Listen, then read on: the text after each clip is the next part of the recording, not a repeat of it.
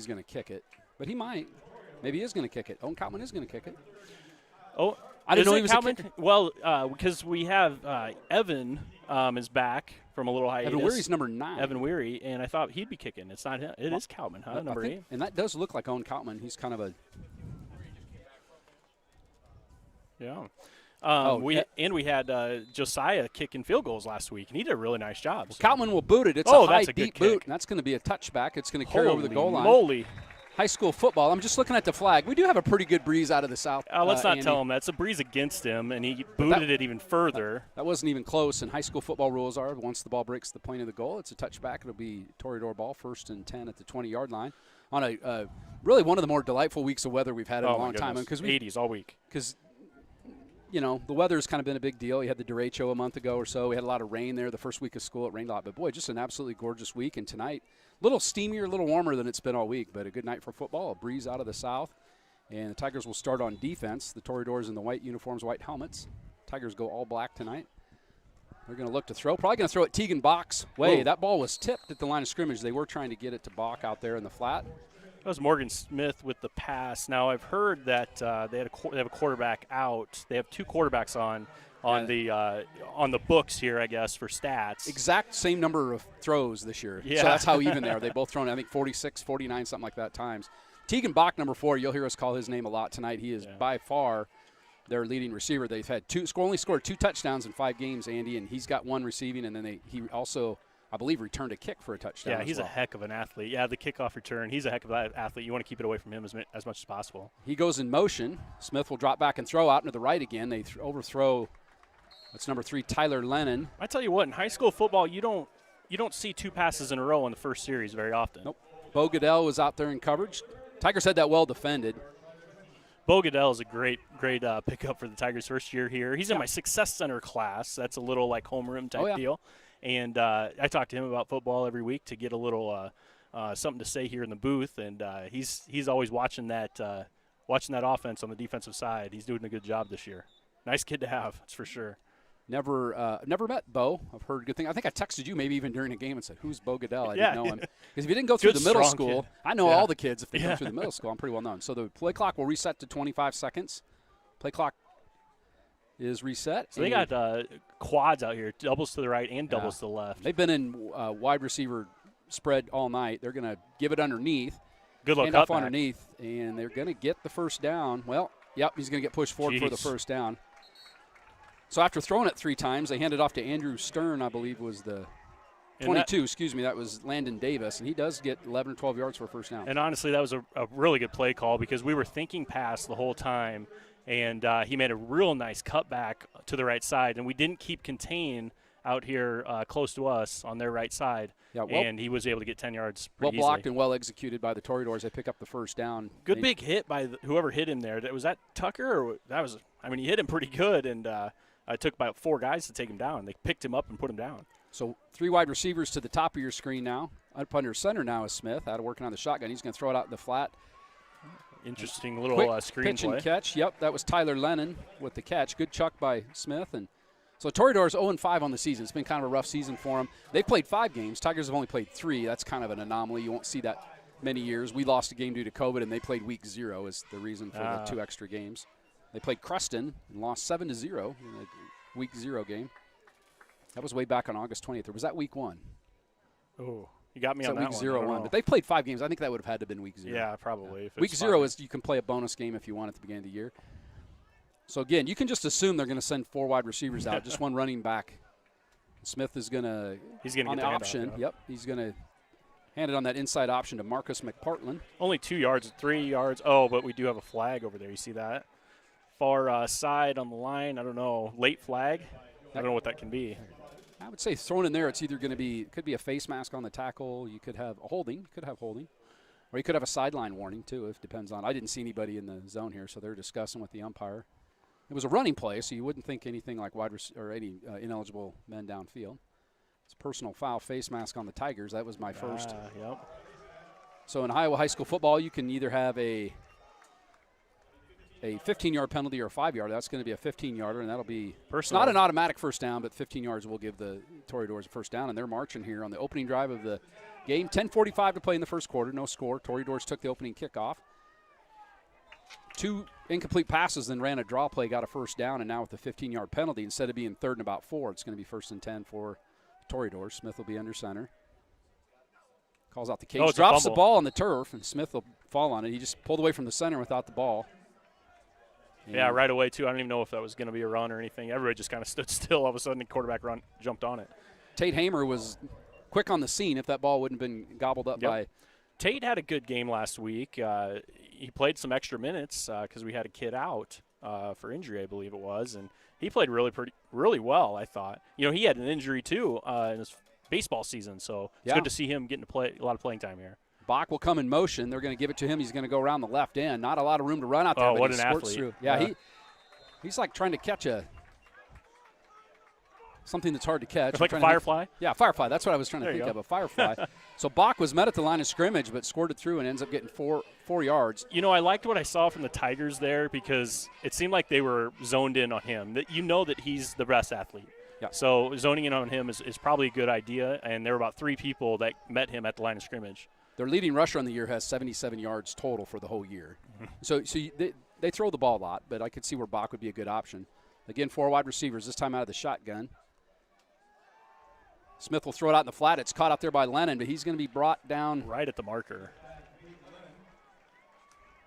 It's kind of a late spot on this side. I was waiting for him to put it down. It is going to be a first down. That's an interesting little play there. It's kind of like a screen, but he's moving forward still, right? Yeah. It's just so quick like a screen, but he catches the ball about a yard past the line of scrimmage, and there's nobody there because the way of our defense is set up. So this is probably, scouted by them to see that we have a guy back deep on that guy that's on the inside, wide receiver on the inside there. So it's really kind of interesting. We'll see what the chess match brings here with the Tigers, see if they make an adjustment on that one. So after that catch by Lennon, 1st and 10 now for the Toreadors. Ball's at the 35, 8:53 to go first quarter. Bach will come in motion. Smith's going to drop straight back, throw out to the left side in the flat. He's got a receiver right at the 30, and he'll catch it as he slides. Hey, real nice catch by number 3 there, Tyler Lennon. And sliding down on his knees and making that catch, that's always a good catch when you do that. We can only assume Tyler Lennon, probably related to Beatles legend John Lennon. I don't know why you'd assume anything different. Until you can prove me wrong, Andy, that's where we're going to go with. Second and they split it. It'll be 2nd and 5. They got 5 on first down. 2nd and 5 now. Lots of motion, 4 wide receivers. Now they're going to run a draw play underneath to Davis. Again, 22. He's going to squirt around the left end, and is he going to get shoved out of bounds? He's going to get all the way down inside the 5-10 yard line. Boy, give him a lot of credit not going down right away and staying in bounds on the sideline there, making guys push him out. He wouldn't just go out, just making 2 or 3 Tigers push him out. You know, the Tigers almost had him at the line of scrimmage there and just couldn't quite wrap him up. You hate to see that. You got to grab something, hang on for a little bit, slow him down. Davis, good burst of speed as he went through there. Just a sophomore, Landon Davis, number 22.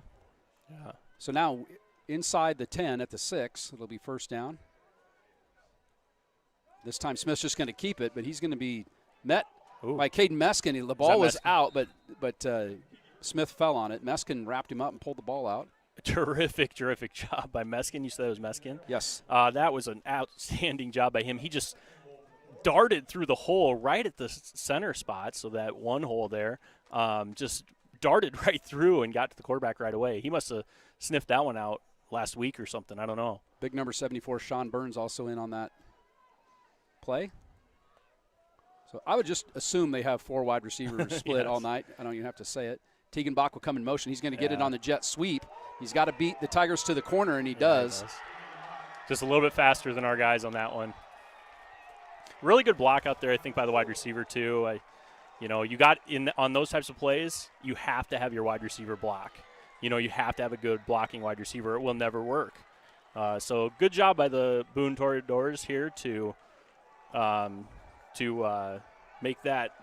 get that touchdown on the opening drive. Yeah, good drive. They really mixed it up well on both runs and passes, and they score with the 7:47 mark in the first quarter. How do you spell Toreadors? Toreadors. T-O-R? Yeah, I see it. No, there it is. Adore?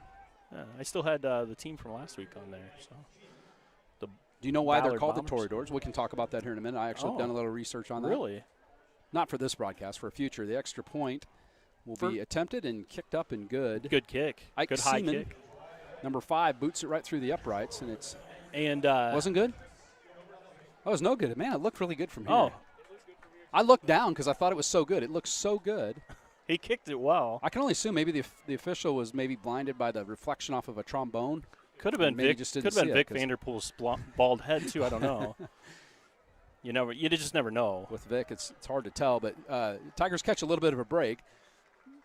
Going to have to make some adjustments because the Toreadors really marched down the field with relative ease. The Tigers did have them stopped. A big 15-yard penalty on the face mask. Do that. Now you got to, Andy. This is a team that's 0-5. They're not going to hold anything back tonight. They can just play loose and say, what do we got to lose? They got to. That's what you have to watch out for, right? As the Tigers, you cannot come into this game expecting just to win if you take the field. I agree. And it did not look like an 0-5 team on that first drive. That was a pretty efficient, pretty tidy, and pretty well executed first drive. The Tigers will absolutely send back Burke Hansen, number 1, who will go deep. So what is a Toreador? Well, what is it first? It's a matador, like a matador that fights bulls, but they used it in some song to kind of help the rhyme scheme or something. I actually had to call someone to find this out. Really? Well, that's what I was told. I can't remember who it was. I think it was Larry Mockelstead, who used to be the athletics director over at Boone. Yeah. I think he was the one I talked to about it. So I'm going with Larry. It's not Wikipedia. It's slightly better than Wikipedia source. Larry Mockelstead. I love Wikipedia. I do too. That's usually the official source of all Tiger broadcasts. Because it's let's face it, it's the first hit. Anytime you Google something, it's the first hit, so you don't have to scroll. And there's a reason for that. It's absolutely the truth, right? Everything on the internet's true. So Burke Hansen is deep. He's back there with Trey Hansen and Tucker Hansen. It's an all Hansen. Not all of them are related, just some. This one looks like it's going to bounce. It's actually been caught over his shoulder by Trey Hansen. He's going to come left. He's got a little seam out there. Burke with a good block. Trey's got a little room to run. There's going to be a flag behind the play, and this one's going to come back, so it doesn't really matter what happens. Trey's going to get out of bounds about the 35-yard line, but we're going to have a blocking infraction well back beyond the play. I'm just assuming that is. It's holding. Yep. I did not see the hold. The Burke Hansen block that I mentioned was a very good block. Good block. Might have been something behind that. There were a couple of really good blocks. That's unfortunate. You could see that play was set up, right? They were supposed to come over to our side, the left side for them here, and they did an absolute terrific job of setting up a little bit of a wall over here. There was a big old seam. So that was, one of those plays that the coaching staff said, here's what we can do on a kickoff, and we'll see if they do that again next time. So we'll see what Kyle Van Winkle and Graham Lunt have drawn up to start this game. Hey, why not play go for broke too? Tigers air it out here on first down and try to go deep down the field, you think? Why not? Maybe do the quick dagger. Get Tanner Henningsen out.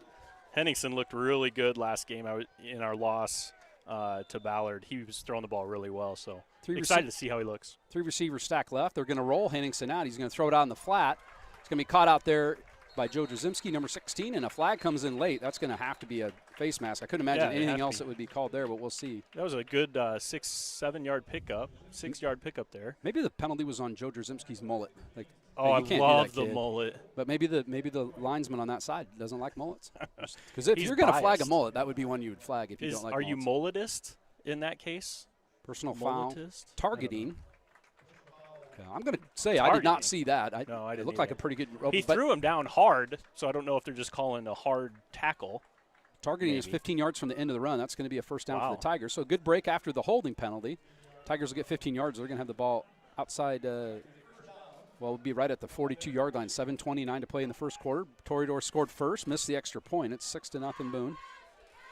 I don't know if I'd call this a rivalry game, but I can think as we move to this conference, Andy, I think Boone and Ballard would probably be our two biggest rivals. And this one's pretty close. You could be at Boone High School in 20 minutes. And we got a sellout crowd here today, too. Yep. They're going to give it underneath to VZ. He's going to bowl forward, stacked up at the line of scrimmage by a bevy of Toreadors. But forward progress will get him out to about the 45, gain of 3 on first down.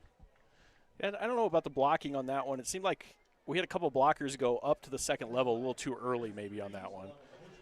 So they got to make sure they stay on their blocks at the first level to at least get, a couple of yards and then go up to that second level. The game is won in the trenches, Brent. Trent, you ever heard that one? Oh, yeah. So I saw number 99 come up. I don't see a number 99 on our 99 for us? Yeah. Oh, I've not seen a 99 before. So 2 receivers left. They're going to roll Henningsen out. He's going to throw it down the field. He's got Tucker Hansen wide open at the 38. If he's got a burst of speed, he gets by Bach, tripped up, but stays in bounds and takes it the distance. The athleticism by Tucker Hansen just takes off like he's got burners on the back of his feet there, pushing him forward. Hansen had come from the far side of the field across the middle of the field, found a seam in the zone, nobody back there. When he catches it, he can really take off. Man. He was tripped up at about the 12-yard line and managed to stay in bounds. And you got to take quite the angle on a speedster like that. The safety took an angle, it just wasn't quite enough. And, boy, talk about the throw. Did you see that spiral on that throw? He threw that 15-yard, 20 yards downfield, a perfect spiral. Henningsen with a terrific throw. This will be Weary for the extra point. I think that's Henningsen holding for him. Snap's good, the hold's good, and the kick is spectacular. That one was good. I watched and waited this time. Called the other one premature. I'm a little rusty. I haven't called a football game since last year. No, you're doing awesome. I'm the one that I got to keep up on the scoreboard. You guys got to help me out there on the live chat. If I don't put something on the scoreboard, you got to tell me. I'm trying to figure out this scoreboard deal. So, Andy, you work at the high school here. I just had the opportunity, real quick. This is kind of a personal, but it's kind of a fun story. Talked to one of your former students today, and I said, hey, I'm working with Coach Eckert. They said, who are you working with? I said, Mr. Eckert from the high school. I said, oh, yeah. And I go, tell me something about Mr. Eckert that you remember great. And their comment was, oh, no, he likes hugs. Oh, he does not. So they were being sarcastic about that? A little bit, yeah, a little bit. I can't believe that. They did enjoy having you for a teacher, but they stone cold looked me in the face and told me that. I was like, that doesn't really sound like Andy. No, that doesn't sound like me. So the good news is I did not hug Andy when I came into the booth tonight. Well, it's social distancing time. Right. It's, I don't mind that for the hug purposes. If it wasn't for that, I would have hugged Pat Starr. I hug him every chance I get. Pat Starr, what a great week. Earlier this week, I see Pat Starr running down Riverside Drive with his shirt off. He's in very good shape. And then I get here tonight, he's singing the national anthem. I really don't know how you you kept the car on the road. Kautman boots that one high and deep. This one is not going to make it to the end zone. Bach will have a chance to return it. He starts at the 2, starts slowly, now accelerates back to the middle of the field, and the Tigers are going to wrap him up about the 25-yard line and push him back. Maybe the 26 is where they'll put it down. So Bach caught that at about the 2-yard line. So Kautman with another good, deep kick. And that's where the Toreadors will start. 1st and 10. We're going to have this is called a water sanitizing break. That's one of the new rules this year with the COVID is they have to. I don't know if you guys knew this or not. We started talking about it, but tell us how that really works. So you're supposed to do once per quarter. It used to be twice a quarter, and they thought that was too much. All the players are supposed to go to the sidelines and get a little hand sanitizer, maybe put a little behind each ear to smell really nice. Yeah, you want to after the game for the ladies out there. You don't want to. Yeah, it drives the ladies wild. The smell of isopropyl alcohol that you put behind each ear. They're supposed to sanitize the balls. They're supposed to sanitize the balls constantly throughout the game as they come in and out. But this one is for hands and water. And we want to, while we do that, maybe we'll compliment the managers for the Gilbert Tigers. Seems like we probably should have a list of those somewhere because they do a good job. They're really hard workers, the managers. Let me see here. The managers are Ryan Hinderacker, Hallie Nissen, Lexi Anderson, Kylie Franzen, Hallie Woodbeck, and Addie Pink. Addie Pink, let me tell an Addie Pink story. Our viewers might find this funny. I go home for lunch every day. Then I go to the bus barn, get bus 18, drive it over to the middle school. So after school, Andy, I got to drive those kids home. They can't just stay there all day. Well, no, they could. And I drive up to the roundabout, and there's some youngsters in the middle of the roundabout, in the grassy there in the middle of the roundabout. Really? What are they doing? And they're having lunch, a little picnic lunch right in the middle of the roundabout. And Addie Pink and the Shulka girl, and I can't remember who the other one was. She had her back to me, and I didn't see who it was. Yeah, but Shulka, what do you call her? Olivia Shulka and Addie Pink are they're having a picnic in the roundabout. So that's awesome. Holy smokes. I can't make that up. That wouldn't be a story I could just dream up. I do have a few of those maybe for later. So 3 wide receivers now. Bach will come in motion. Smith will take the shotgun snap. He's looking left to throw Bach's way, and he does chuck it down the field. It's not Bach down there. That was a terrific throw. I thought he throw. Caught it until I saw the ball fall to the ground. That's Marcus McPartland, number 8. He did have a step out there. Not bad coverage, but had about a half a step on Trey Hansen. I think that ball went 35, 40 yards in the air, and it was right in his hands, I felt like. Morgan Smith has thrown several good balls tonight. Now, that's not the Morgan Smith that went to Gilbert High School. It's a different We did have a Morgan Smith, yeah. Because that would be illegal probably to graduate and then go to Boone and play some more. Yeah, only illegal if you get caught, I hear. You don't get a red shirt That's what the kids tell me. Yeah, you don't have grad transfers in high school football. Right. Oh, that's a little movement right there. So Boone had a little problem getting communicated with their cadence. Their wide receivers on the left side both jumped offside, so it's going to be they call false start. who do you give the penalty to if you're keeping track of stats? Good Well, thing we don't do that in high school. The far wide receiver at the top of the screen got farther down the field, so I think he probably he beat him in a race. So yeah, I think you're right. They both jumps. That'll tack on 5 yards to the line to gain. It's going to be 2nd and 15. 6:19 to play in the first quarter. Tigers lead 7-6. This give is to Davis over the left side. Gets a little traction running. He's going to get the 5-yard penalty back. The ball had squirted out, but the official on the far side is indicating that he was down by contact by rule. High school football is just like every other one. If your knee is down and the ball comes out after that, you're already down the minute your knee goes down. So I know that's kind of elementary, but I got a message here on our live chat. You guys keep letting us know what's going on. Number 99 is the Hankster, Hank Johnson. I got a story about that. Oh, I'll tell you in just a minute. After this play, I'll tell you why. I think I know why Hank is wearing number 99. Believe it or not. Okay, I have a little insider information on why he's wearing 99. Mike Johnson, his dad, I think, was the one that told us that. Tigers showing blitz. They're in pursuit of Smith. He's going to chuck it downfield. He's got Bach down at about the 43, and he'll go out of bounds. Trey Hansen on the coverage. It's pretty good coverage. Just a good throw. It was a great cut. I was watching him, actually, and it was a terrific cut at 15 yards. He hit 15 yards, planted that left foot, and cut outside. And anytime you can beat Tucker Hansen on a cut, you're doing some good things. Yeah, they sliced us good on that one. Timing was perfect, too, by their quarterback. So give a lot of credit to what's his name again? I got to get these names right. Morgan Smith. That's right. Tegan Bach, and like I said, he's easily their leading offensive weapon that they have. Statistically, they throw it to him quite a bit. He's going to be at the top of the screen. He's going to come in motion at you right now. They're going to fake it to him and then give it to the left. The Tigers are in pursuit. Burke Hansen's going to cut him off at the pass. Pretty good job of stringing that out. Exactly what I was going to say. Great job by the Tigers to just make him keep going outside, and then finally getting him down there for just, a gain of 3 there. Yep, Kyle Sharp was the ball carrier. He has not carried yet, number 30 for Boone. But Hank usually wears number 69 and plays on the offensive line. Then they put him as the H-back in the backfield. Well, if you're wearing number 69, you can be in the backfield. You just can't go out for a pass. You'd be an eligible receiver. So 99 is an eligible number. I'm assuming. And the reason I know that was I got a phone call this afternoon. I'll finish that story. Smith will turn and give it back to Sharp. The Tigers were all over that. It looked like 52. 43 was in on the sack, or in on the tackle there initially. And a blitz, I think. Cruz Pierce? I don't know all the kids' numbers Pierce. yet. Joe Larimore also in there at the point. Joe didn't get the tackle, but he sure messed the play up. I saw his dad. It's nice having Cruz Pierce back. He was out last week, and you could tell. Cruz Pierce is a good football player. He's quick there on the end. So I don't think he'd call it a blitz because, probably a linebacker blitz on the outside, and he was quick in there. So it's nice having him back on the field. So 3rd and 5 now. They're going to give it to McPartland in motion. He's trying to get around the corner. And he's not going to make it. Yeah. He's going to get stacked up. Crowd yelling for a hold out there. I thought I saw a hold too, but not called. That was kind of read right away. Yep. I don't know. We had 5 guys out there waiting for that. Klatt was out there. Tucker Hansen also in. Klatt was the one I thought got held, but they don't call it. It's going to bring up 4th and 5 here. And again, when you're 0-5, they might go for it here, Andy. I wouldn't surprise me. Might as well, I'd say. I see Jordan Sitzma's cheerleading squad is hard at it tonight, imploring the crowd to get into it. We'll read their names off here as we have time tonight. So they are going to go for it, or at least they're going to show that. 5-yard penalty would not be enough for a first down. Long count.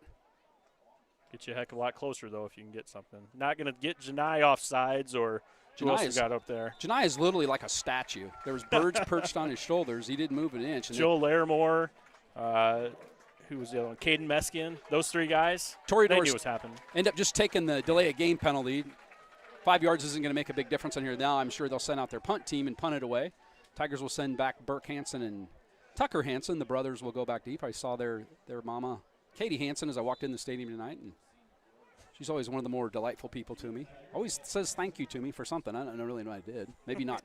Maybe just your smile, Trey. Maybe not beating up one of her boys for being a knothead. That snap is over the punter's head. The Tigers are going to block the punt. Ball's rolling on the ground. It doesn't really matter what was that. That should be a penalty because he kicked that ball off the ground. You can't do that. I was going to say, actually, that was kind of a smart idea, but now that you say it's a penalty, I remember that. Yeah, Morgan Smith, the quarterback, was one back to punt. The snap was high. He lost his grips on it. By the time he got in there, I think it was 32. Who's 32? I'm bad with the numbers yet this year. Yeah, I am too. I'm learning them. 32. 32, we got Tate Hamer was in there. Yeah, Tate. And I think good man, Tate. God, I'm terrible. He's my boy. Maybe Bo Goodell. I think 46 Bo Goodell was also in on that punt block. Nice. Yeah, that was pretty interesting. The kicker tried to kick the ball while I was on the ground. Hey, Brett Hager's listening in from home. Brett, congratulations. You just had a baby boy born this afternoon. No way. Henry Conrad. Surprised his name wasn't Yachty. Brett's a big Cardinals fan that he didn't name his second-born son. Henningsen will drop straight back to throw this time. He's going to step up in the pocket. Now he's going to runs into one of his own linemen. Henningsen will slip out of a tackle. He ran into the back of big Caden Meskin. Not on purpose, but that was one of those deep drop backs, and so he ran 10 yards, but he just got back to line of scrimmage. But when you don't see anything down there, you got to try to make something happen. So good job by Henningsen. No loss on the play. Tucker Hansen will come out, and there is the aforementioned Hank Johnson comes in wearing number 99. I'm just saying, Hank doesn't look like a number 99 to me. I would not have given that number, but Hank will come in as the H-back. He's going to actually light up in the slot on the right side. Ethan Veazey will be right behind and to the left of Henningsen. Henningsen will take the snap. He's going to throw it out in the flat to Trey Hansen. Gets a great block down there from Joe Trzymski before he's shoved out of bounds. He's going to get 4 or 5 yards. Trzymski pulled his paws back before he was called for holding because that's kind of where that was headed. Yeah, because he'd locked up pretty good. And I'm not sure if Tucker should have maybe gone on the other side. Yeah. For that blocking reason, but there was another guy right behind him, so I don't think it mattered really where you were going. And Tucker did a great job of just bowling over guys to get 4 yards. So 6 is Hansen and Trzymski. They're at the bottom of your screen. Burke Hansen wide to the top of your screen. Trey Hansen in the slot to that side. Veazey will be right next to Henningsen in the shotgun. They'll take the snap, looking to throw. He pumps. Now he's looking. He's got a receiver in the far corner. He's got Burke Hansen down there. Oh, last second, the pass was broken up by Boone, but good defense by Boone there. Another great throw by Henningsen. He really couldn't lead him much more because he was running out of real estate at the back of the end zone. That's going to bring up 4th and 6. Well, you want to throw that into the back of the end zone right at the back line there, because if there's a pickoff, most likely they're going to go out of bounds or it's going to be tough to make that catch, right? So great job by Henningsen to throw that deep enough that you're not going to get an interception on that ball. So Tigers are going to go for it, 4th and 6. We've seen Henningsen pooch punt out of this. I don't think the Tigers are going to pooch punt from their own 27 or from the Boone 27. He'll take the snap. He's going to throw right. They're going to throw that same pass route, but Burke Hansen had broke off that route, and where Henningsen threw it was nowhere near Burke Hansen was at. So the Tigers will turn it over on downs with 2:19 to go in the first quarter. Yeah, that's kind of a disappointing stop there after a blocked punt, and everything. It's just too bad that you wouldn't score on a big play like a blocked punt there. The trade-off is the Tigers do have Boone deep in their own territory where they will start 1st and 10 at the 23. Morgan Smith, number 7, their quarterback, has thrown some really good balls tonight. His favorite target, Keegan Bach, number 4. He's lined up in the slot to his right. No motion this time. Smith will drop straight back and throw it in the left flat, and it's thrown into traffic but caught out there by Lennon. And pretty good Spencer throw and Platt catch. Will haul him in after he gets about 6 or 7 yards on first down. It's kind of what you want. You just want 5 yards out of that at the least. And pretty good throw. There were probably two Tigers right there, maybe 3 even. So good job by Boone to get 5 yards on that one. Actually, they're going to give him 8 yards. 8? It'll be 2nd and 2. It didn't look like he had that much originally, but that's a long ways away. My eyeballs are getting old. Not bad. Smith will drop back to throw this time. No pressure from the Tigers. Throws out in the flat. That's going to be caught by McPartland. Thrown down in open field by Tucker Hansen. Tucker was a couple steps behind him, chasing him, and McPartland got. I like the catch there by McPartland. Is that how you say that, McPartland?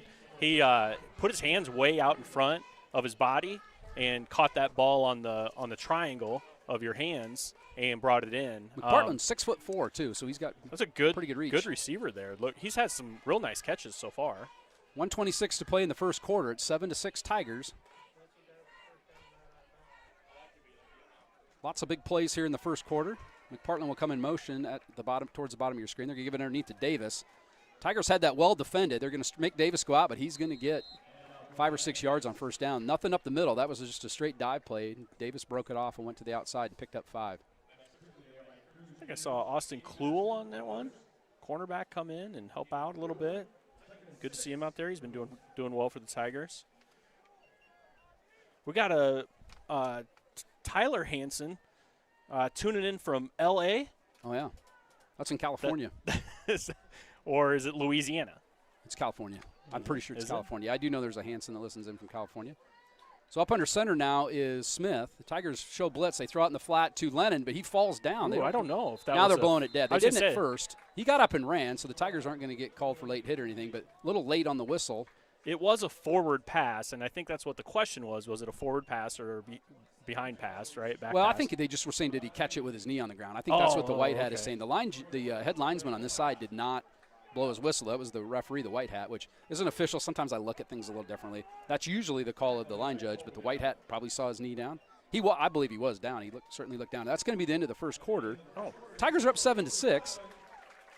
Yeah, it's nice to be up 7-6, but you know that you could have scored at least one other time there, and not giving up that touchdown, because you had a big penalty on the drive that Boone scored on. So, it is what it is. You're up by one, but you'd like to be up by a little bit more than that as the Tigers. So I do want to thank Cole Fluhop. Cole Fluhop, he's on the message, but he's right next to us running the camera. He's all over the place. Our good friend Cole Fluhop, we should give him a little shout-out. He's one of my former students at the middle school, high school kid now, and has offered to come out and provide services to help us do this, because we can't just hope for the best, hope somebody shows up to run the camera. We got to find people. Yeah, we really appreciate all the helpers we ever get. And Cole won't be doing this for very long, because one day he's going to be out here contributing for the Tigers on their football team. Cole's just a 9th grader this year. Or 8.5 if you don't count the pandemic suspension there. We'll call him a 9th grader. I think I had a flug hopped in baseball. Didn't I have a – Yeah, his brother. His brother. Oh, yeah, Cole. And what was his – I can't remember his first name now. Shoot. Cole, what was your brother's first name? He's listening. It's probably a little bit of a delay if he's listening to us, but he'll tell you here in just a minute. Chase Fluhop. Chase. I knew it started with a C, and I couldn't think of it. I kept thinking Cole. Yeah. Good family. There's one more Fluhop coming through, and she's by far the best of all the Fluhops. Of course. That's Cole's little sister.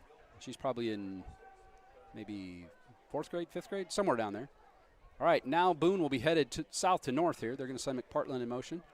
Smith will take the snap, looking to throw down the middle of the field. He's got Tegan Smith out there. Overthrew him a little bit. Oh, he jumped about 6 feet in the air to try to get that. He looked like Superman flying through the air. And Burke Hansen was preparing to lower the boom on Bach if he caught it.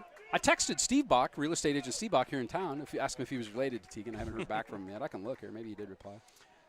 He's probably going, what do I care? Another big throw from Boone here. Yeah, they're going to have to punt now, 4th and 8. So good defensive stand there by the Tigers. Their punter is their quarterback, too. That's always a tricky situation for the defense. So Morgan Smith, the last time he went back to punt, the snap went over his head, and he got his punt blocked. This snap is much better. Smith will kick it away. A wobbly end-over-end kick. Tucker Hansen catches it way back at the 10. I thought he was calling for a fair catch. And he's running. They didn't stop the play. I'm pretty sure I saw him call a fair catch. But that's illegal, I think, to do that. But I don't see a flag. But it should be blown dead. As soon as he calls for a fair catch and takes off running, you blow that dead. I'm 100% sure on that. So what's going to happen here is they're going to call him from an illegal fair catch because he didn't wave his arm. He just had it over his head, which is an illegal fair catch signal. But so will that be from if you didn't blow it dead, either way you blow it dead. It doesn't matter if it's illegal or an illegal fair catch. You blow it dead. You can't return a fair catch. Right. I don't know. He was running backwards, so maybe sometimes when you try to flip those hips over and you run backwards, you kind of throw that arm. I don't know. So the Boone bench is imploring the officials to call something. I think they got a legitimate complaint. I don't mean to be mowing on the officials because I do this and I've done it a couple of times this year, and I'm certainly not exempt from making mistakes. But they're just saying he didn't make a fair catch signal. I did see his hand go up, though, Andy. I'm going to tell you, if we roll that back and watch it, I'm pretty sure we need that replay camera or that replay. I think he just put his hand above his head. You saw the officials kind of gesticulating that way, but it doesn't really matter what we think. It's 1st and down 10, the Tigers. This time Burke Hansen will be back in the shotgun. He's going to quarterback this series. He's going to give it underneath to – he's going to fake it. He faked me out. Yep. There's a flag that comes in late. That's generally thrown in the area of where you'd see a holding call. And when it's thrown that late, we'll see if I'm correct. It's my friend Josh Baxter, the head linesman on their side. You might know Josh from umpiring baseball. Do you know Josh? Oh, no. He works with Trent Powers. I don't know if you know Trent. No. Those guys, maybe not. I didn't know if you were around baseball, if you'd know those two guys. Yeah. umpired with Josh a few times way back in the day. Holding on the Tigers, thrown from the far side of the field. Didn't see who it was on. We normally don't call out like who the penalty was unless it's pretty obvious. Faith Lawrence says, thanks for streaming. Get to watch my brother, number 16, on Boone. From Guam? No way. Oh, that might be the farthest we've ever had. Oh, we had is Sweden awesome. one time because Max Hopgarten, the foreign exchange student, was from Austria. Yeah, Max, yeah. But Guam's a long ways. Henningsen back in. He throws it to Trey Hansen. Trey bobbles it, but gobbles it in. And he's going to get 8 or 9 yards, but that's not even back to the original line to gain. My friend Derek Gruters, Derek and I go to church together, and his son Kyler is a 7th grader at Gilbert Middle School, friends of ours. They rode my bus back in the day. Well, thank you for listening, Derek. Mr. Pizzetti's lovely wife, Cindy Pizzetti. Yep. Easily the best-looking Pizzetti in this town, at least. 3 wide receivers to the top of your screen. Ethan Veazey right next to Henningsen in the shotgun. He will survey, and now we got a penalty. Ooh. So when the umpire throws it like that, that's almost certainly going to be in a snap infraction where maybe the center jerked the ball or lifted it up off the ground. You can't lift it up off the ground. I wasn't looking there. I was looking in the backfield, right. But it was when the umpire throws it like that, it could have been a false start, but I actually called it the night when the center was squatted way down and then stood straight up quickly and then didn't snap the ball. I called that. That would be a penalty. And the center does have a little liberty to kind of move the ball around, but you can't lift it up off the ground. We don't know what it was specifically, but 17 now on 2nd down to gain. So they give away that last gain. Now Henningsen's going to throw deep down the right sideline. He's got Tucker Hansen out there hand fighting with McPartland. I think McPartland's going to pick this one off, and he is. Ball a little bit underthrown, and McPartland was in front of Tucker Hansen, steps in front of it and hauls it in for the interception. So big break for the Toreadors. You know what? I know what Henningsen was thinking there because he had one-on-one coverage to his best athlete probably on the field and threw it up there pretty deep, held up in the air a little bit probably into on the it. wind. But throwing it into a pretty good wind from the – You got to give the Boone defense. Who was it again? It was McPartland, who's made some nice catches. Yeah. You got to give him a ton of credit on making that interception catch. He just went up and grabbed it. 6'4". Tucker Hansen 5'10", so he's giving away 5 or 6 inches. Bach will go in motion. Smith will snap it, take the snap, throws it out to Bach out in the flat and just missed him. Throws it in front of him. Bach kind of had his head upfield, getting ready to run with it, and lets it hit the turf. Unlikely for him probably on that one. He had some green in front of him, and he just got excited, I suppose. So let's call out some of the interior linemen here while we have a chance. Joe Larimore lines up inside. Hank Johnson in there currently, as is Caden Meskin and Nolan Mueller. Also 43. Mueller's been a Cruz great Pierce. player. Yeah, he is a good player. Burke Hansen in the defensive backfield. Bo Goodell. Number 5 is Jake Schudarwitz. And Spencer Klatt in at safety, as is Tucker Hansen and Trey Hansen at the corner on the top of your screen here. 2nd and 10 now. 10:30 to play in the first half. Smith's just going to take the snap. There's not much room there, and he's going to get pulled down by 46 Goodell. We just called his name. 2, yeah. I guess we called everybody's name. So yeah, well, a lot of players. When you were calling out their names, I was kind of thinking back. We've called all these guys' names throughout this year. They've all played really well as a team. They've done a terrific job on the defensive side. I think it's been a strength of ours, really. One of the core values that Graham Lunt, the family aspect of it. They've really played Graham really does a well. great job of that. Graham, my next door neighbor behind. So I got to finish that story about Hank. I'll finish that here when we get a minute. So again, spread formation now out of the shotgun is Smith. He's going to roll to the right this time and look to throw down the field. Chucks it out in the flat, but he way underthrown. Way underthrows. Garrett McKnight. So I'm at Sam's Club sitting in the parking lot waiting to get some stuff brought out to my car. And Graham Lunt's calling me like, hey, thinking, Graham, you got a football game you should be getting ready for. So he asked me about the rule that if you line up in the backfield with an ineligible number.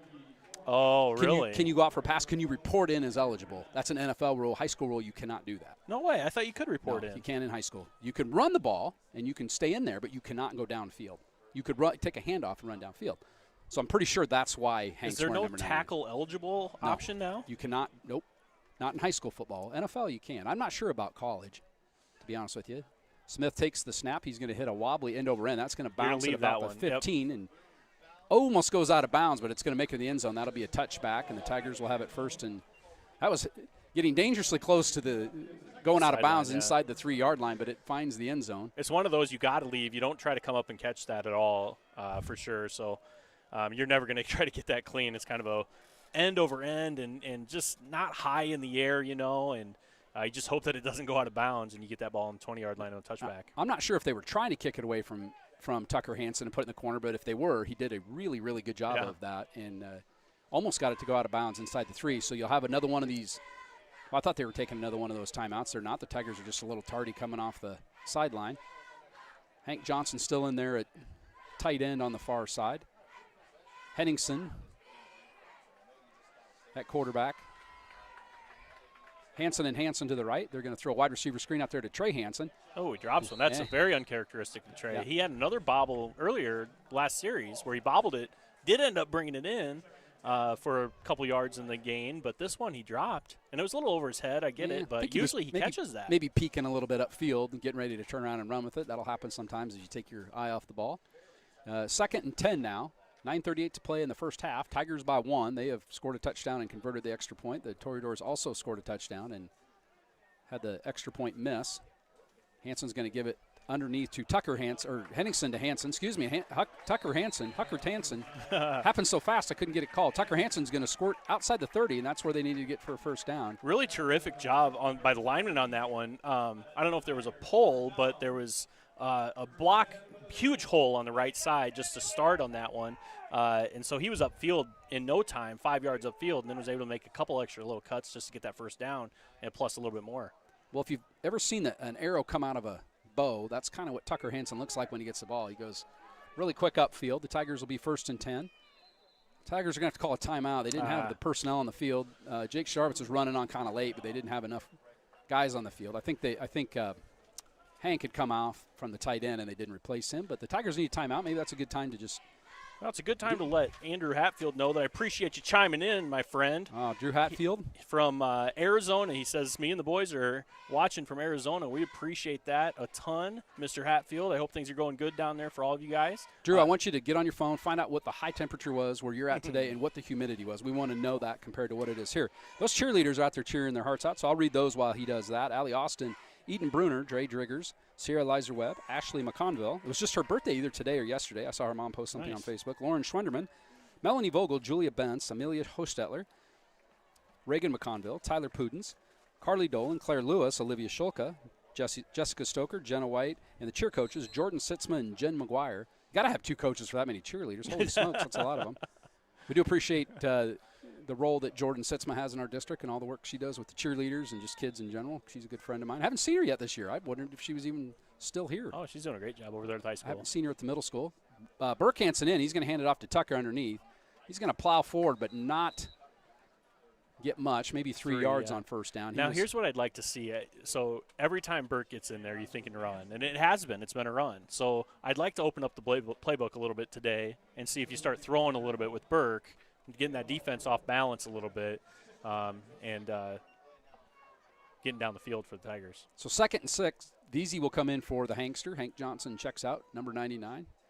Appreciate you guys helping me out with the scoreboard. My first time ever doing the scoreboard on the screen here, so that was good. High was 102 and humidity of 12. Hatfield, holy moly. So it's a dry heat is what you're saying, Drew. 2nd and 6 now. 4 wide receiver set again. Burke Hansen will take the ball, hand it underneath to Veazey. Veazey's going to get wrapped up after maybe a yard. A couple of Toreadors in the background pretty quickly on that one. I don't know if they blitzed. I wasn't watching to see if they blitzed on that one, but they had guys right away in the backfield, and the linemen got to do a good job or better job of maybe communicating on those kinds of things and trying to get out there to get that block so we can get a couple more yards in that. Wounded Toreador on the play is 42. That's Dylan Postotnik. He's going to get kind of walking off on his own power, but a little help from his coach and trainer, and the Tigers get a chance to get a little breather. They got to stay inside the numbers on the injuries, and did you know that's the rule? They got to stay outside the numbers, the 30. You know, see how they stay outside. Oh yeah, okay. And the coaches cannot go on an injury. Yeah. And everybody's giving him a hand, especially the Boone side. Now Boone had sold out their ticket allotment, or close to at least. So it was nice to have the Boone fans here, and hopefully there's some Boone fans listening in. You know, let us know. Somebody on there said they're from Boone. So keep us going on the live chat, and let us know if there's any names we need to say differently or anything like that. We're on at the Red Rock Casino in Las Vegas. Nice. That's awesome. We got a casino crowd from Las Vegas. So Tanner Henningsen checks back in now. He's got 2 backs next to him. Long count now. The Tigers will lean back and change the play or call the play. Henningsen will take the snap now. He's going to fake it and fake it. Now he's going to throw a screen now to Veazey. It was set up wonderfully. Veazey's got to get upfield, and he does. He'll get the first down outside the 45. Very nice well play. Executed play by the Tigers. Had 2 blockers out in front of him. You weren't watching him because he was the first guy to go for the handoff, and then Tucker went for the handoff. And, boy, when Tucker goes for the handoff, you're going to be worried about that, right? So then Veazey gets out in the flats. You got 2 guys in front of you. Throw the little screen pass to him, and you've got a first down easy. Coach Kyle Van Winkle, in his first year as offensive coordinator here at the Tigers, calls that play. Kyle Van Winkle, a Rolling Story native. He actually roomed with my nephew, Brett Meyer, when he was a quarterback at Iowa State. Kyle was his roommate. Nice. Speaks very highly of Kyle. Good dude. I know him, too. Henningsen with the snap. He'll throw out in the flat. I think that was that Veazey out of the backfield? That's or a good Goodell. bullet. That's Bo Goodell. I haven't seen him. No, that was actually 46. I thought it was 16, not 46. That was Joe Trzymski. Trzymski, yeah. That was a good bullet by Henningsen on that one. Joe Trzymski, just love seeing him contribute in the baseball season and now the football season. A kid who's kind of paid his dues and come up through the ranks. A little undersized, right? Yeah, but, man, he plays hard. Oh, here's what I tell you. If he's half as tough as his brother Cole was, he's going to be pretty tough because Cole Trzymski, one of the toughest dudes we've ever called their name here on the Gilbert turf. So 2nd and 4 now. They're going to give it to Veazey underneath. He's going to cut back right. He's got some room. Cuts right again. He's going to squirt out and get 15 yards all the way inside the 40 to about the 36-yard line. So Ethan Veazey, if he can get through that first line, he's pretty tough to bring down when he gets by that first. Great blocking by the Tigers, 2 up front there to give that first hole. And then there were even blockers at the second level, and that's what gave him the 15 yards instead of just 7 or 8. Really good job by everybody on that one. Veazey looked really good with his feet, too, with making those cuts. Veazey's a load, a big dude, but he can move when he gets in the open field and did so on that. Burke Hansen will go all the way to the top of your screen. He's split left. They stack 3 wide receivers to the bottom. Trzymski, Tucker Hansen, and Trey Hansen. And Veazey will get the ball again to the left side. Big hole over there. He squirts through, cuts, makes another cut. It's a foot race to the end zone. He actually breaks 3 more tackles. Bach had caught him out there, and he just ran right through Tegan Bach's hands. He broke just an arm tackle, but the tackle was around his waist like you kind of want to be. You want to be around those thighs usually for that tackle on a big kid like Veazey, and just broke right through that and got another 15, 20, almost 20 yards after that initial hit there. Like I said, when he gets in the open field, tough to bring down. He gets a lot of momentum going forward. First down at the 1st and 10 at the 15. He'll give it to Tucker Hansen underneath this time. He's going to squirt and go right. Not a lot of room to run there wasn't any room on that Tucker one. made the most of it, but he didn't get a lot. Everything bunched up right there on that one.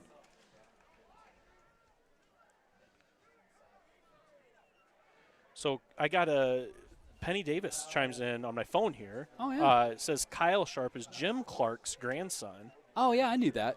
So Jim used to be in the booth over here, and we'd get that. And then Jim's sister would listen in a lot, and she would send us texts like that. Jim Clark's sister, I'm totally drawing a blank on her name, but she was a long-time listener. I don't know that she still is now. That she might be tonight, though, because if she is, she's got my number, I think. She could text me in. Yeah, and let us know on live chat if you're there, too. That's what we got that for. We love it when people are chiming in. That play, a lot of movement there, huh? Failure to launch. About half the line moved, and the ball didn't get snapped. That's going to be a infraction on the Tigers. That'll move it back 5 yards, bring up 2nd and about 13 or 14 yards.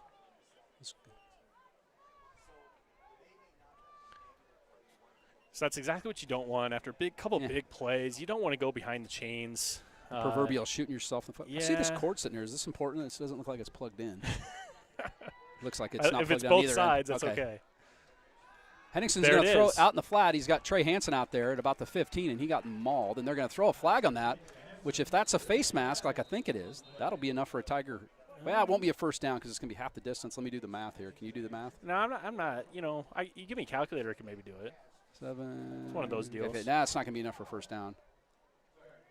But it'll help a little bit. If it's a 15-yard, if it's a 5, it definitely won't be. The timing was really good there between Henningsen and was it which Trey Hansen was Hansen it? Trey? Caught that. Trey, I believe, number 20. Yeah, really good timing there by those kids. Trying to slide over so I can see out the other window and respect social distancing standards in the. I'm going to take a drink Plus, of this. Corey Adams would just prefer I stay away. I had chili for supper. I did report into Steve Mahoney's working the paramedics, the first responder squad. Oh, but I had eaten a huge bowl of chili before I came up here in case I was experiencing chest pain. That it would probably just indigestion and best to be proactive on that. Steve always appreciates if I give him a heads up on stuff like that. I wish. The last thing I want is Steve doing mouth-to-mouth resuscitation on me unsolicited. That would be bad. So the clock will start rolling. 4:49 to play in the first half. Tigers are driving. It's going to be 2nd 5 or I'd Ball's say on the 5 there. 11. 2nd and 5, I'd say. 2nd and 5 from the 11. So Henningsen will take the snap. He's going to give it underneath to Veazey. He's going to cut back. Oh, huge. Squirts left, squirts right. He's going to get undercutted, but that's going to be enough for first down. Andy, he's going to be inside the 5 to the 4-yard line. 1st and goal now for the Tigers. So there's something going on there where I don't know if it's zone blocking, but it is wide open when he makes that cut. It's like I don't see anybody pulling on the line. I think it's just kind of this zone blocking scheme that they're getting huge holes on the outside, just outside the tackle. And all you have to do is make one cutback, and it's huge holes over there. Ethan's getting a good job of getting through that hole so they don't have to hold the block so long. The Toreadors are going to call a timeout here. Tigers got them kind of pinned back. They're going to have the ball 1st and goal with the ball on the 4. Recap the score, 7-6. And Tucker Hansen took a kind of a drag pattern slant route, went down the sidelines and scampered, I'm going to guess, maybe 45 or 55 yards, 50, 55 yards. Do you remember how long that one was? I don't remember. Yeah, I don't remember. 40? And the other touchdown was scored by, No, it's probably 55, yeah. I think Davis, who went around the left side. So the a lot of big plays. Toreadors scored first. They went up 6-0, missed the extra point. Tigers retaliated with a score of their own on the Tanner Henningsen to Tucker Hansen touchdown strike, and that's where we sit, 7-6. You know, you two were talking pretty evenly matched teams. It's been a good football game here in the first half. We really enjoyed what we've seen so far. I think the Tigers look like they have just a few more athletes, prime athletes out here on the field. So they just need to, give it to their guys, get the line to block, and then I think they're going to be okay. But Boone is playing some great ball. You got to give a lot of credit to, was it McPartland or something like that? Good interception. McPartland's played a great game so far, and that was kind of unexpected. They're going to give it to Veazey underneath again. He's going to break off, just cuts through off right through a tackle, and he's going to squirt in from 4 yards for the Tigers. You might as well just run that play all day and score every time. So the Tigers use a heavy dose of Ethan Veazey on that drive. I'd say we give him the game ball on that drive, and he takes in the touchdown score. He's rewarded for his work with the touchdown. And as we line up to kick the extra point, Stacy Johnson listening from out of town tonight, and her son, number 99 now. I don't know, Stacy, if you heard that story, but Hank's been kind of the feature of the broadcast so far in the numbering system. Snap is high, but it's put down by Henningsen. The kick is good by Weary, and it goes in. Weary's got a good leg. 14-6. He had a 40-yarder earlier this year. I don't know if you guys saw that or not, but so they beat Ballard last night. That was a big matchup in the Raccoon River Conference. And they played Bondurant Farr on Tuesday to keep first place in the Raccoon River, undefeated, I believe, Stacy, in the Bondurant lost last night, I believe, to give us sole possession of first place. So that Bondurant game, correct me if I'm wrong, Stacy, but I think that Bondurant game is a very big game for that first place in the conference. So it'll be Tigers Blue Jays Tuesday night. That game will be on the YouTube channel. That one doesn't have play-by-play and color commentary and stuff like that. They've got the cameras kind of mounted on the wall. That's a great feature. That is a nice little setup they got. They have the scoreboard in the corner there. Andy, it's just a matter of time before Tim puts that in over here, and you and I are we're out with signs out here by the road begging for jobs. I liked this job too. I did too. That's what happens, I guess. Well, the good news is we won't have to take a pay cut. Exactly. So Tigers will kick it off with 4:24 to play here in the second quarter. Can't believe I'm going to say it, but I'm going to say it. This is time for the Tigers defense to stiffen up, and you want to go into that locker room. I agree. Up a score. This will be Owen Koutman again. He's had a good night kicking the ball. If this one's going to get kind of held up in the wind and come all the way up to the 15, they're going to run a little reverse to Bach on the other side. I think the Tigers did have that pretty well sniffed out, but you got to catch Tegan Bach, and he is super fast.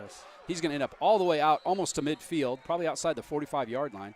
So it was not a really well-developed reverse, but Tegan Bach got, shot out of a bow like an arrow. Takes off down the right sideline. So just as soon as I said, try to keep him out of the end zone, they're going to give him good field position. At first glance there on that handoff, I thought, we got this, no problem, because there wasn't really much of a fake on the handoff, right?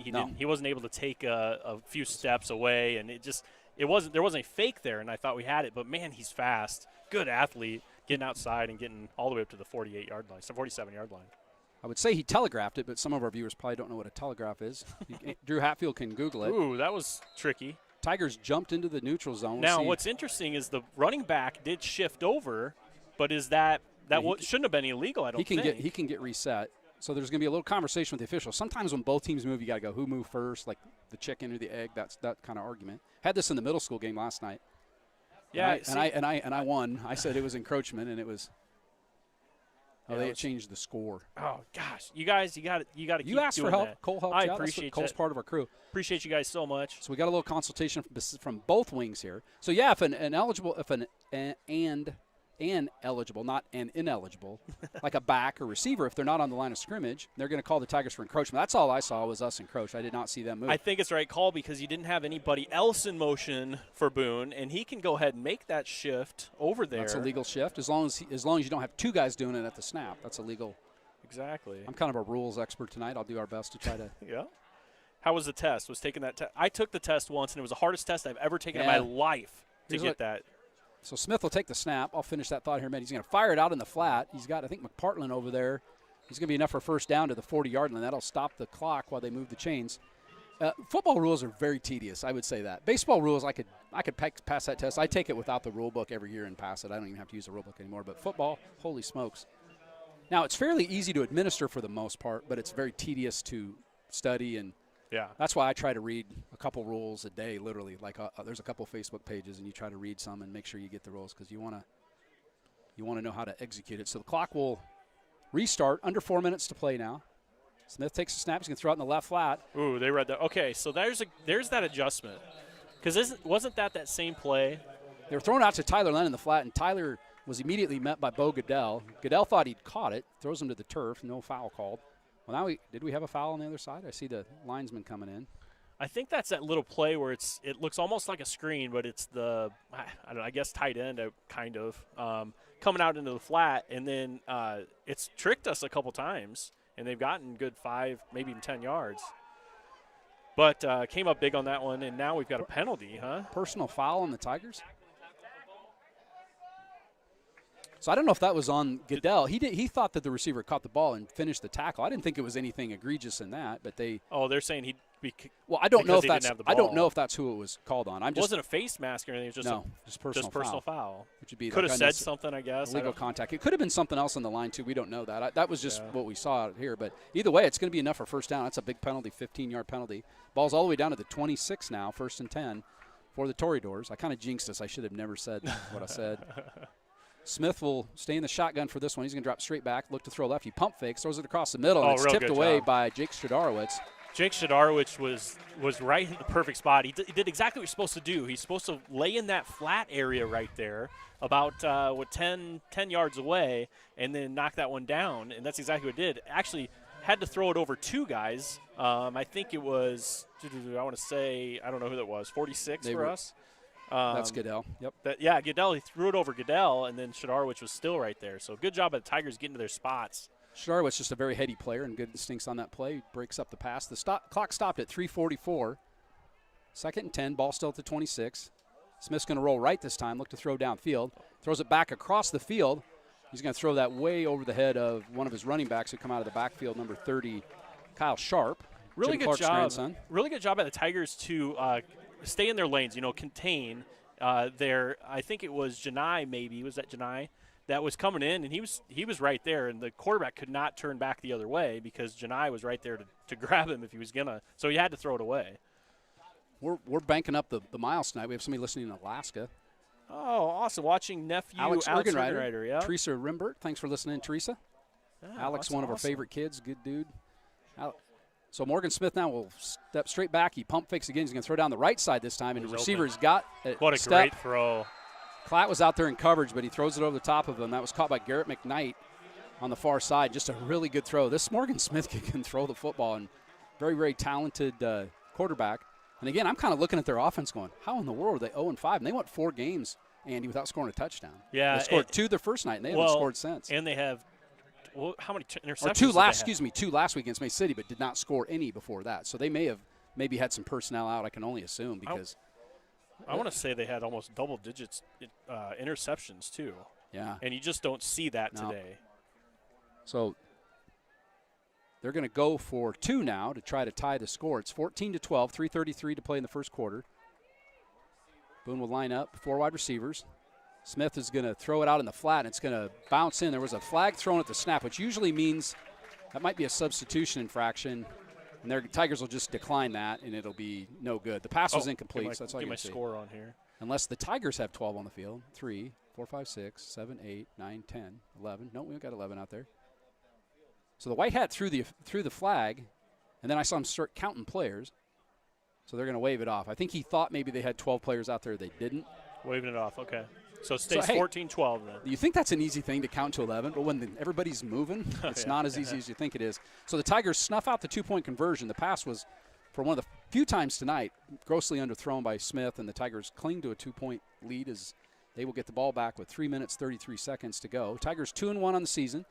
Had wins against West Marshall to open the season. They went down to ADM and beat ADM in a fantastic high school football game that was carried by their broadcast. We didn't get a broadcast that one. And then Tigers went down to played at North Polk, lost to the Ballard Bombers. Yeah, and that was week. Closer than the score indicates. And we had a couple touchdowns called back, I believe, in that game. I watched most of it. I didn't get to see it all. We had 4 turnovers in that game, I want to say, and they had 3. Pretty tough to win a game when you turn the ball over 4 times.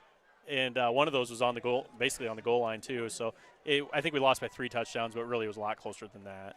So Burke Hansen, I'm going to call off the guys on the kick return team. Trey Hansen, Burke Hansen, Tucker Hansen deep. Then you've got Owen Worth that is going to be about the 20-yard line. And let's see who else we got out there. 43, that is Kaysen Eggert. Is that really Kaysen Eggert right there? I don't know. Kaysen Eggert. Huh. I didn't even know he played football. Yeah. That's awesome. I had him in driver's ed last year. Love that kid. Short High kick. kick's going to be that's going to bounce in front of Burke, and that's what you can't do there. Yeah. Burke will scoop it up at the 4. He's going to head left.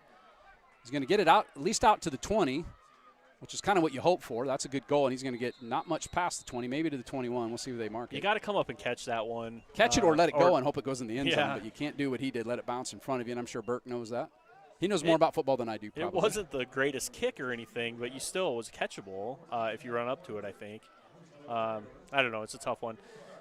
But good return after that. He got a few yards at that left side. I don't know if they're going to keep running that left side on the kick return, but that was wide open the last time, too. 43 is Cruz Pierce. 42 is Kaysen Eggert. I thought that was Cruz Pierce. Oh, it was 43. I thought it was 42 also. Numbers. Owen McKnight, his cousin just caught that. He's watching in. It was a good catch. Owen, I totally agree with you. Even as a Tiger, I'd say that was a pretty good catch. Pretty good throw and catch. Fantastic, yeah. Like I said, I'm sure there's probably a story behind this, but this does not look like an 0-5 offense. They're really well-oiled and moving the ball really well tonight. Tigers are going to try to score here before halftime. They are. Henningsen will roll out, looking to throw downfield. Throws it underneath back to Hansen. Threw it behind him, and Tigers are going to get caught with a lineman downfield, I believe. That's what's going to happen here. We keep putting ourselves behind the chains, Trent Becker. I believe that's why I did see a lineman downfield. We don't usually. They are going to get the Tigers for having a lineman downfield. So I don't know how many times we've been behind the chains, behind the 10 yards mark, but it's been too many so far. A big face mask penalty on the first drive, what I'd say was one of the key plays in that opening drive that the Toreadors scored on. So they're going to have a it's too bad. One of the things I was talking to a couple players that I have in class, and they were saying that one of the focuses this week was the little things, right? Because you had 4 turnovers the last week, right? So you got to focus on those little things and not let those things kill you. And man, today we just got the penalties. Luckily, not the turnovers, but man, these penalties are hurting us bad. One interception that was kind of costly. Yeah, that's true. I think what's Matt Campbell called winning in the margins. Winning the margins, and the Tigers, even though they have a 2-point lead, I would say have not won those margins yet tonight. A lot of football left to be played. Henningsen will drop straight back. He can throw it across the middle to Trey Hansen. He's going to head upfield and just get some back. Got about 2/3 of that 15 yards back. I think it's going to be 2nd and 6. They got to replay the down. That was the good part of that. Yeah, very manageable here. You want to score. You only have 3 minutes left. What you don't want to do is give Boone the ball back with time on the clock, as we've seen their offense can strike pretty fast, and they did on that last drive. Tigers clinging to a 2-point lead. Under 3 minutes to play now in the first half. Tigers not in a big hurry here, so you can't think they're probably just trying to maybe get one more first down and then go into halftime.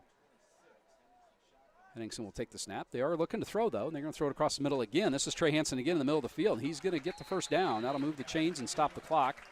That is wide open 2 times in a row here. I think Boone might be playing a little back, which is, I don't know, it's a little early maybe for that, but I kind of get it too.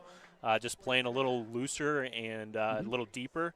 That's been wide open for both those plays. Alex Ruba, 85 at the bottom of your screen, a sophomore, big, tall drink of water. Another one of the kids has ridden my bus. A lot of kids have ridden my bus over the years. Andy, your daughter rode my bus for a long time. She still does when she rides. Tanner Henningsen in at quarterback. Actually, this is Burke Hansen. He's actually going to throw it, and he overthrows. They're going to lots of that might be roughing the passer. I don't know. Was rough. Oh, they're going to call holding on the Tigers. Okay. There was a lot of white shirts in the backfield quickly on that one. I'd look downfield and didn't see what happened. But they're going to get one of the Tigers for holding. So with 2:11 to go, and it'll still be first down, the Tigers could salt the clock off here and go into halftime with the 2-point lead. So that was one of those passes from Burke that I was kind of thinking we might bring out of the playbook here today. Usually they're thinking it's going to be a run guaranteed with Burke at the quarterback position, but that time they threw it, and Boone just got there too early. The Toreadors were just in the backfield way too early. I think Burke rushed a little bit and then threw a fastball. I think Trey might have been looking for a change up there. Mm-hmm. Blake Greiner in at wide receiver. He'll be up with the bunch that's at the top of your screen, the 3 receivers to that side of the field. Henningsen will give it underneath now, though, to Tucker Hansen, I believe. I believe that is Tucker Hansen, I think. Tucker a little slow getting up off the pile. That was Tucker. He's asking to be taken out. He did kind of landed kind of weird, and Veazey's going to come back in for him. So clock's rolling, under 2 minutes to play now in the first half. Good thing for the Tigers is they got 2 really good running backs here. 2nd and 22, and we'll see how the Tigers want to do this. If Henningsen will wait to snap the ball when the play clock's at 20 now. We'll see what kind of hurry. It looks like they're going to go ahead and keep trying to move the ball. Henningsen will take the snap, drop straight back, looking to throw again in that middle seam where they found Trey Hansen again. And another flag. If this one's roughing the passer, this will be a first down. I think it is. I think he tackled him way late. It is. Absolutely.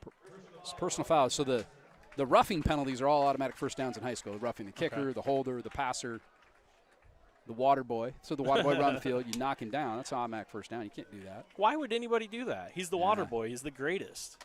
So the Tigers now, the recipients of a poorly timed penalty for Boone, because they had the Tigers in 3rd and long with a slim chance of getting the ball back.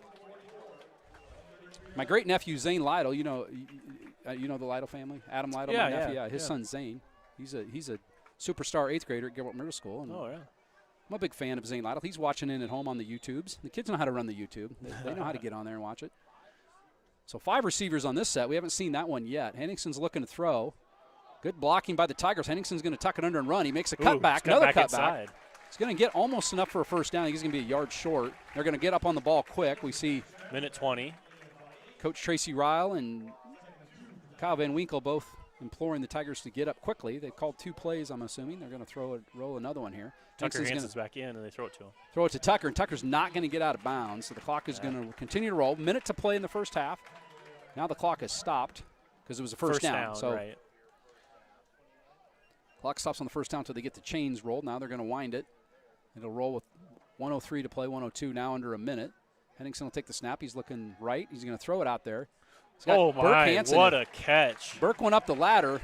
I don't know how he got 1 foot in. We really couldn't see his feet because of the players on the sidelines, but that was a fantastic catch by Burke Hansen. Stretched way up high, got it on the fingertips, and was able to bring it in. A lot of times high school kids aren't able to have the hand strength to bring that all the way in, and fantastic job by Burke Hansen there to bring that one down.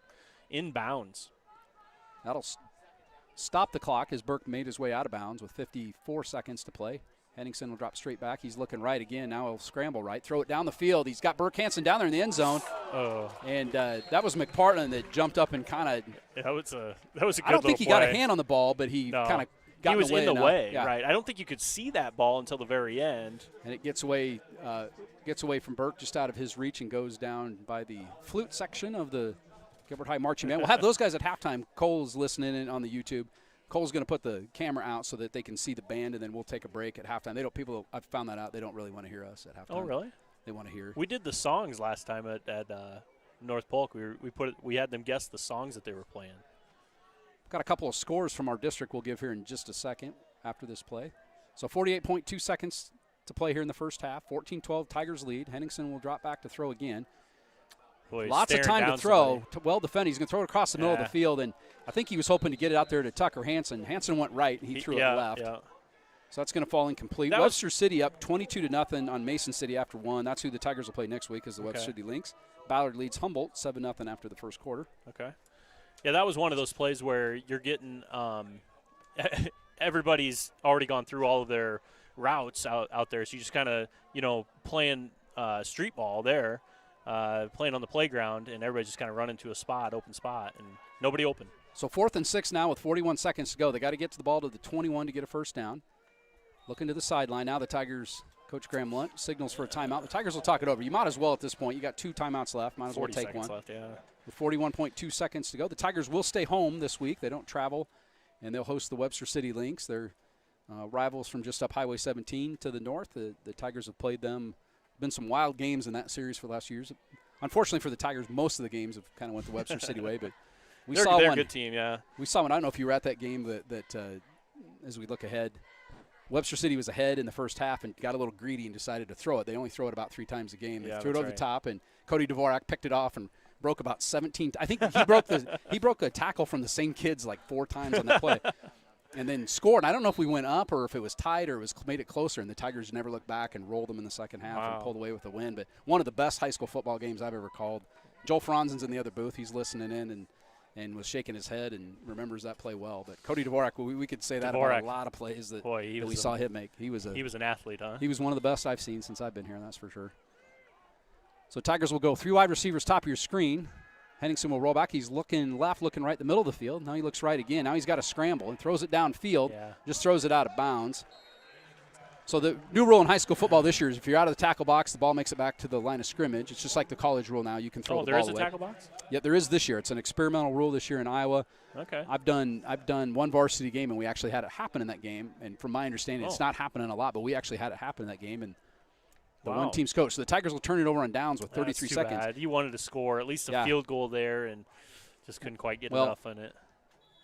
33 seconds is enough for an offense like this. So the Tigers now with the task of, with 2 timeouts, Boone will have to go 73 yards for a touchdown. Smith will roll back. They're going to try it, too. Look at this. Throw it way up top. Tucker Hansen's going to have an interception if he – yeah, it was a good job. Good job by Boone there. I don't know who that was. That was McKnight that came and broke that up. Played McKnight defensive broke it back. up, yeah. But Tucker Hansen was wide open on that play, and I thought he was going to haul it in. McKnight did a good job of playing defensive back and breaking that up, or the Tigers would have got the ball back. 26.8 seconds. That didn't take long. Sarah Kaiser says tuned in from Pittsburgh, Pennsylvania to watch his nephew Blake Tinder. I know Blake. Tinder's back, too. He was gone last week, so really nice to have him back, too. It is. Both his mom and dad, teachers in the Gilbert School District, 2 of the better teachers we've got. Probably one of the better hires we ever made. No offense, Andy. I know they hired you and I both. But we all know that wasn't a good hire. Ball's caught in the middle of the field. That's going to be McPartland.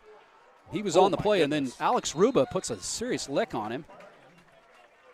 So that'll be enough for a first down. It'll stop the clock while they move the chains 25 seconds.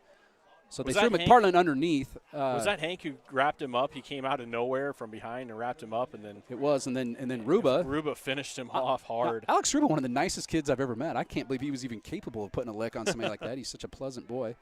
Smith's going to throw it out in the flat now. It's going to be caught in bounds by Trey Hansen, and then Boone will call a quick timeout. They got about 5 or 6 yards on that play, Andy, but tackled in bounds, so Boone will have to burn one of its timeouts. So we are playing 3 deep. Back here, prevent kind of style defense. But Trey Hansen was, 10 yards, not even 10 yards off the ball on that one, and just came up on his guy and made a terrific tackle. So Boone's playing a little underneath game right now, right? And hoping to maybe break a tackle and get in. Find some green. And so good job by Trey to make that good tackle. One timeout, 14 seconds. They probably have 2 plays. 3 would be pretty difficult in these circumstances, I would think, especially if it's thrown in the middle of the field.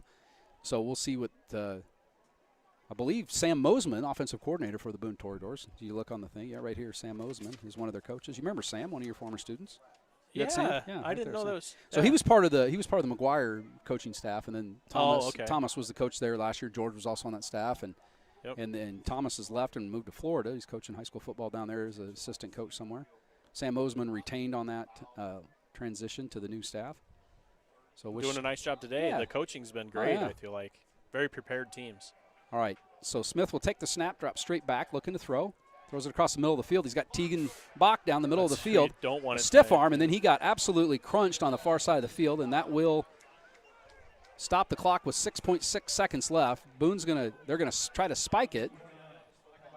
So the clock will start when they get the ball marked, ready for play, and now the clock will roll with 6 seconds. Smith will take the snap and clock it, spike it into the turf. That'll stop the clock with 3 seconds left to go. So the Toreadors will have, I don't know, there you got one timeout. You might as well just take your time out there. I know, I think so too. Now my guess is they will take a timeout. Why wouldn't you here? Yeah, they're not going to take a timeout. I would think you'd hear this would be, if you're going to take a timeout, the play clock is run down to 7. Yeah, the last play. Restart it. They're going to reset the play clock. 40 Boone seconds. Got it to the exact guy you didn't want it to get them to get to. You know, we got to keep an eye on Bach there and make sure he doesn't get that ball.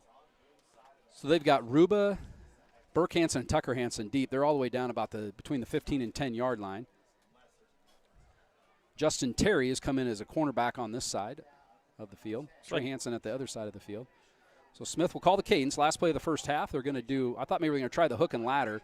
And that is going to, Lennon is going to get tackled inbounds, and that will be the last play of the first half. They were not able to get a timeout called before the clock ran out. So Boone got it all the way down to the 26, 27-yard line. Tons of credit to them, yeah. So we're going to put the camera on the band, the marching band, and then we got to take a little break because I've got to go to I'm going to go to the green room, powder my nose, have the delicious spread of meats and cheeses that we have back here. I want to drink a little tea and lemonade. It's not is that what you wanted? Not the Arnold Palmer. I'm a big Arnold Palmer fan, and this Peachtree does a real nice job. Yeah. Real nice job. Yeah. So I love this stuff. It coats the throat perfectly, for a broadcast. Well, if you, so I really enjoy it. Thank you so much. Doing a lot of talking. You should have your throat coated. Yeah, we got to have it. So we're going to appreciate that. We're just going to let you listen into the.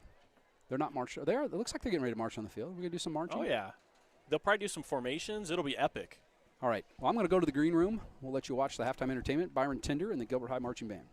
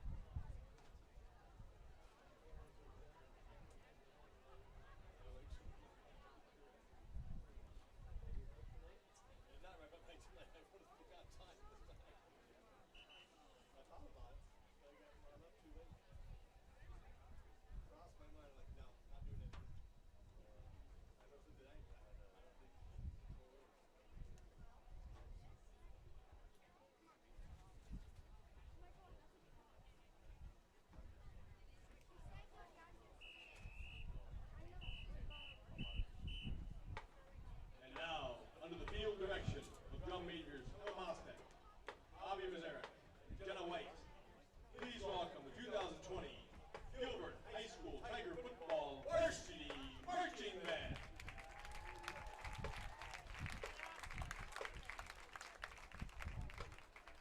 This year's edition of the band numbers a record 143 members. The band will open tonight's halftime show with Estancia.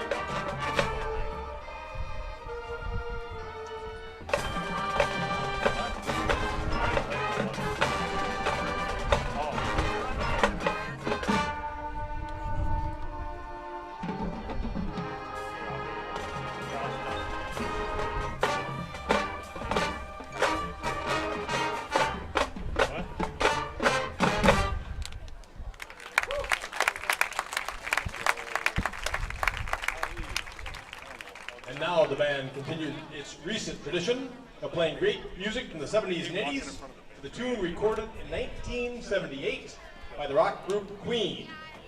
Led by drum major Aubrey Mazarek, here's Don't Stop Me Now, featuring a short solo by senior Theorato on tenor sax.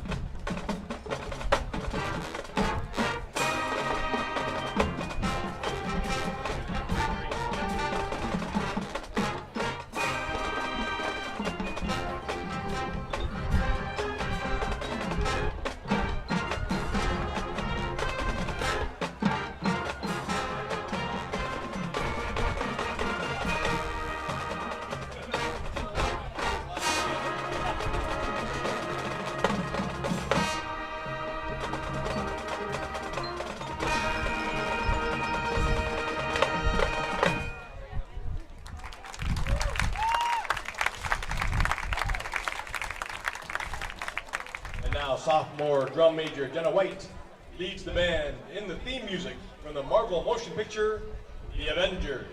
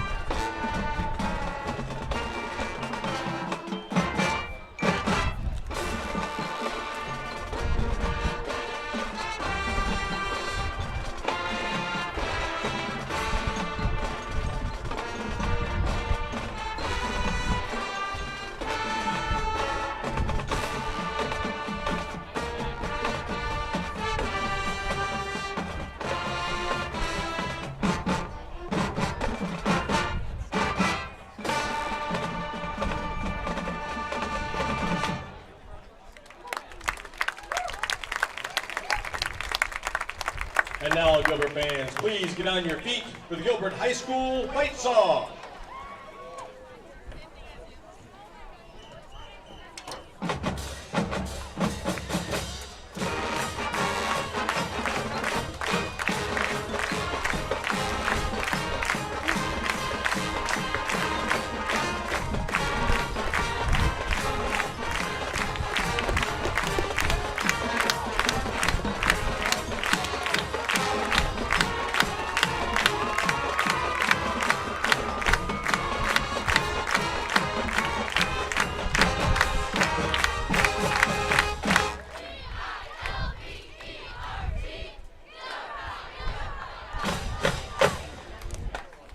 Let's hear it one more time for the 2020 Gilbert High School Tiger Football Varsity Marching Band.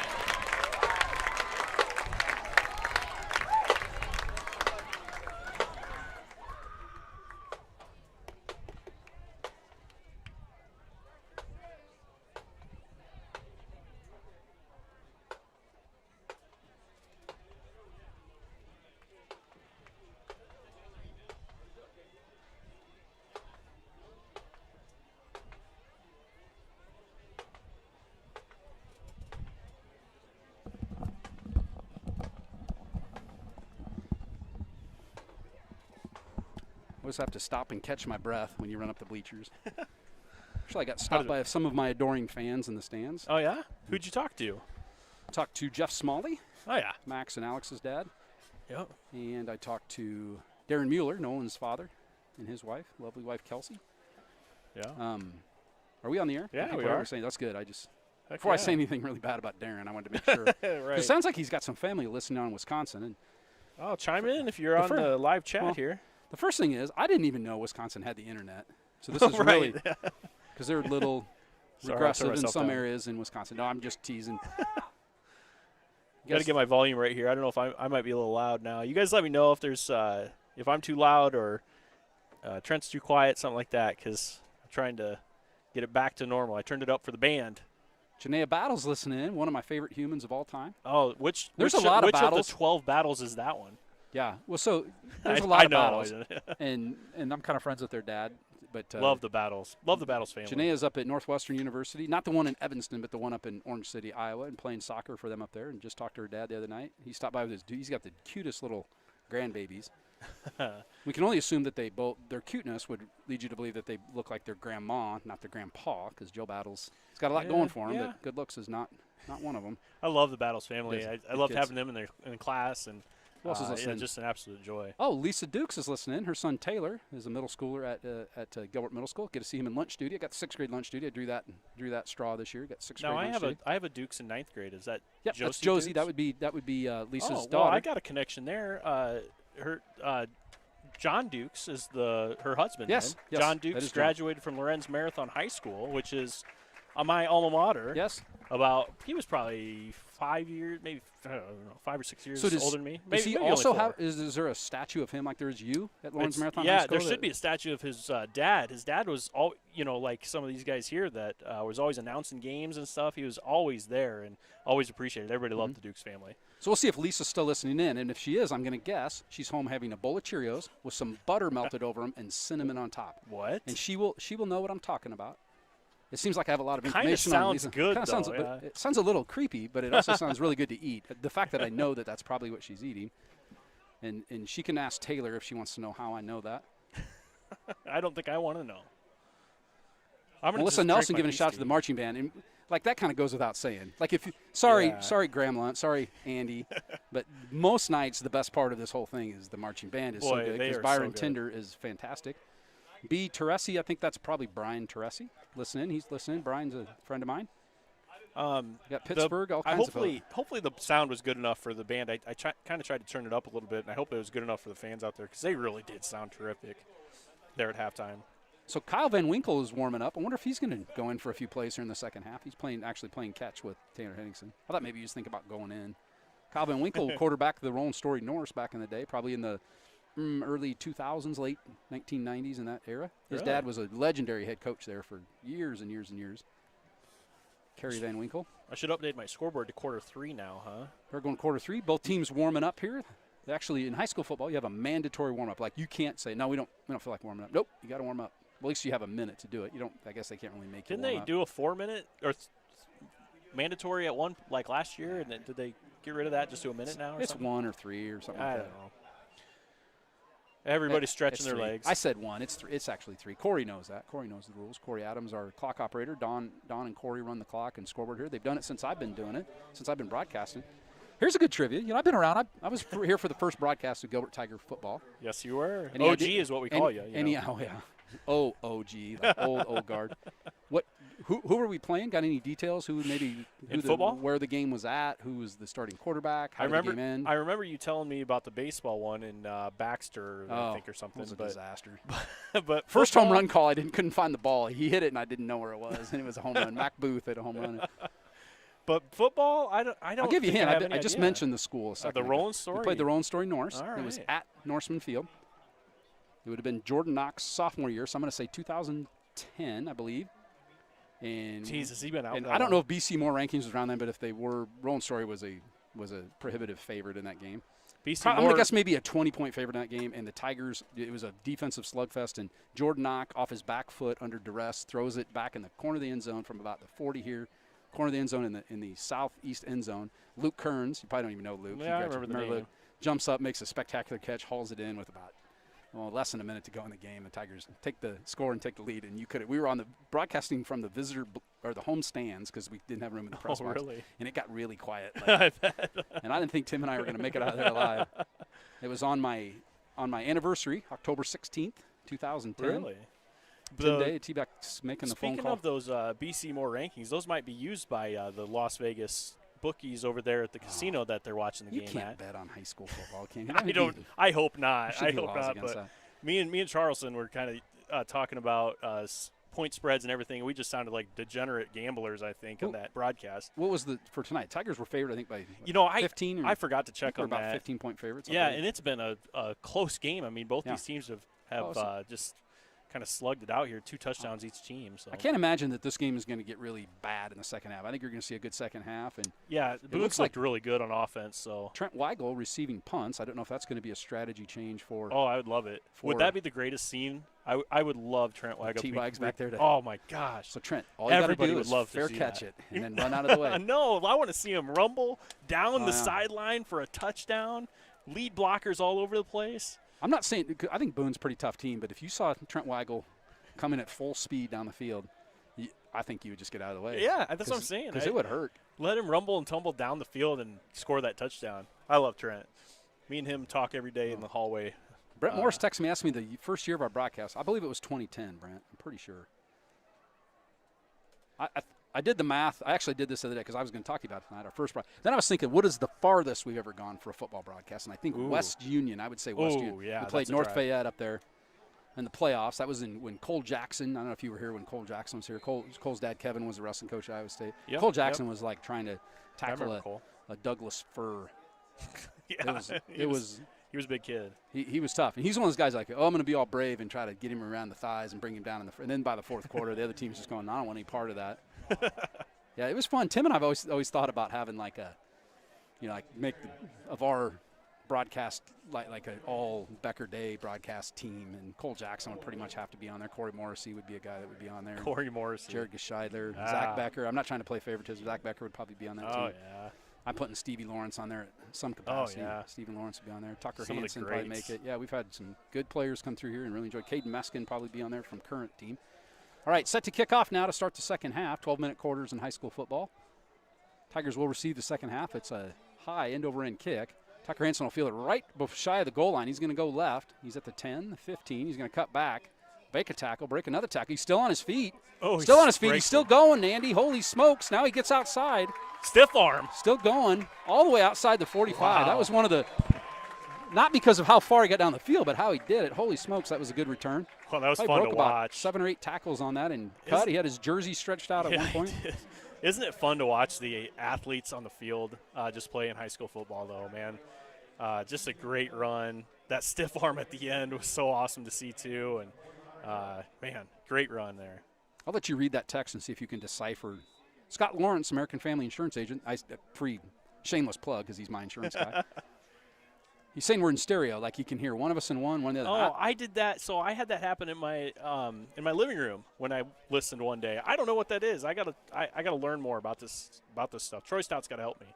So Tigers on offense. He's going to fake it to VZ, throw it outside to Trey Hansen. He breaks a tackle and bowls over the top of a Toreador and shoved out of bounds about the 45-yard line. The coaches might have got in the ear of these guys and told them to toughen up because we are running hard right now, breaking tackles here. I think I hurt my friend Joe Battle's feelings, but that's what makes us friends, Andy. We can be So we'll see. There's some sort of The stoppage of play. I think there's an injured Toreador on the other side of the field. The Squires say Tigers hope that Grandpa Dave is watching too. So Grandpa Dave, hopefully you're watching out there from the Squires. Say if I made an all consistently listening to broadcasts over the years guy, Dave Squires would be on there. He's listening. Do you know Dave? I know the name. I don't know. He used to be the athletic director here and coach basketball with Bob Tronis way back in the day.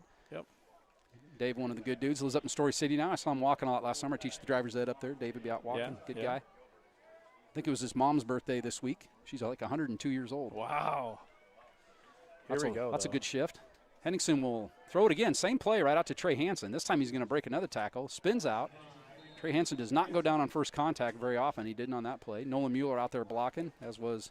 Well, he fought hard for two yards the first play, and he fought hard for about 3 or 4 yards on that one, and it was still have 3rd and 5 here.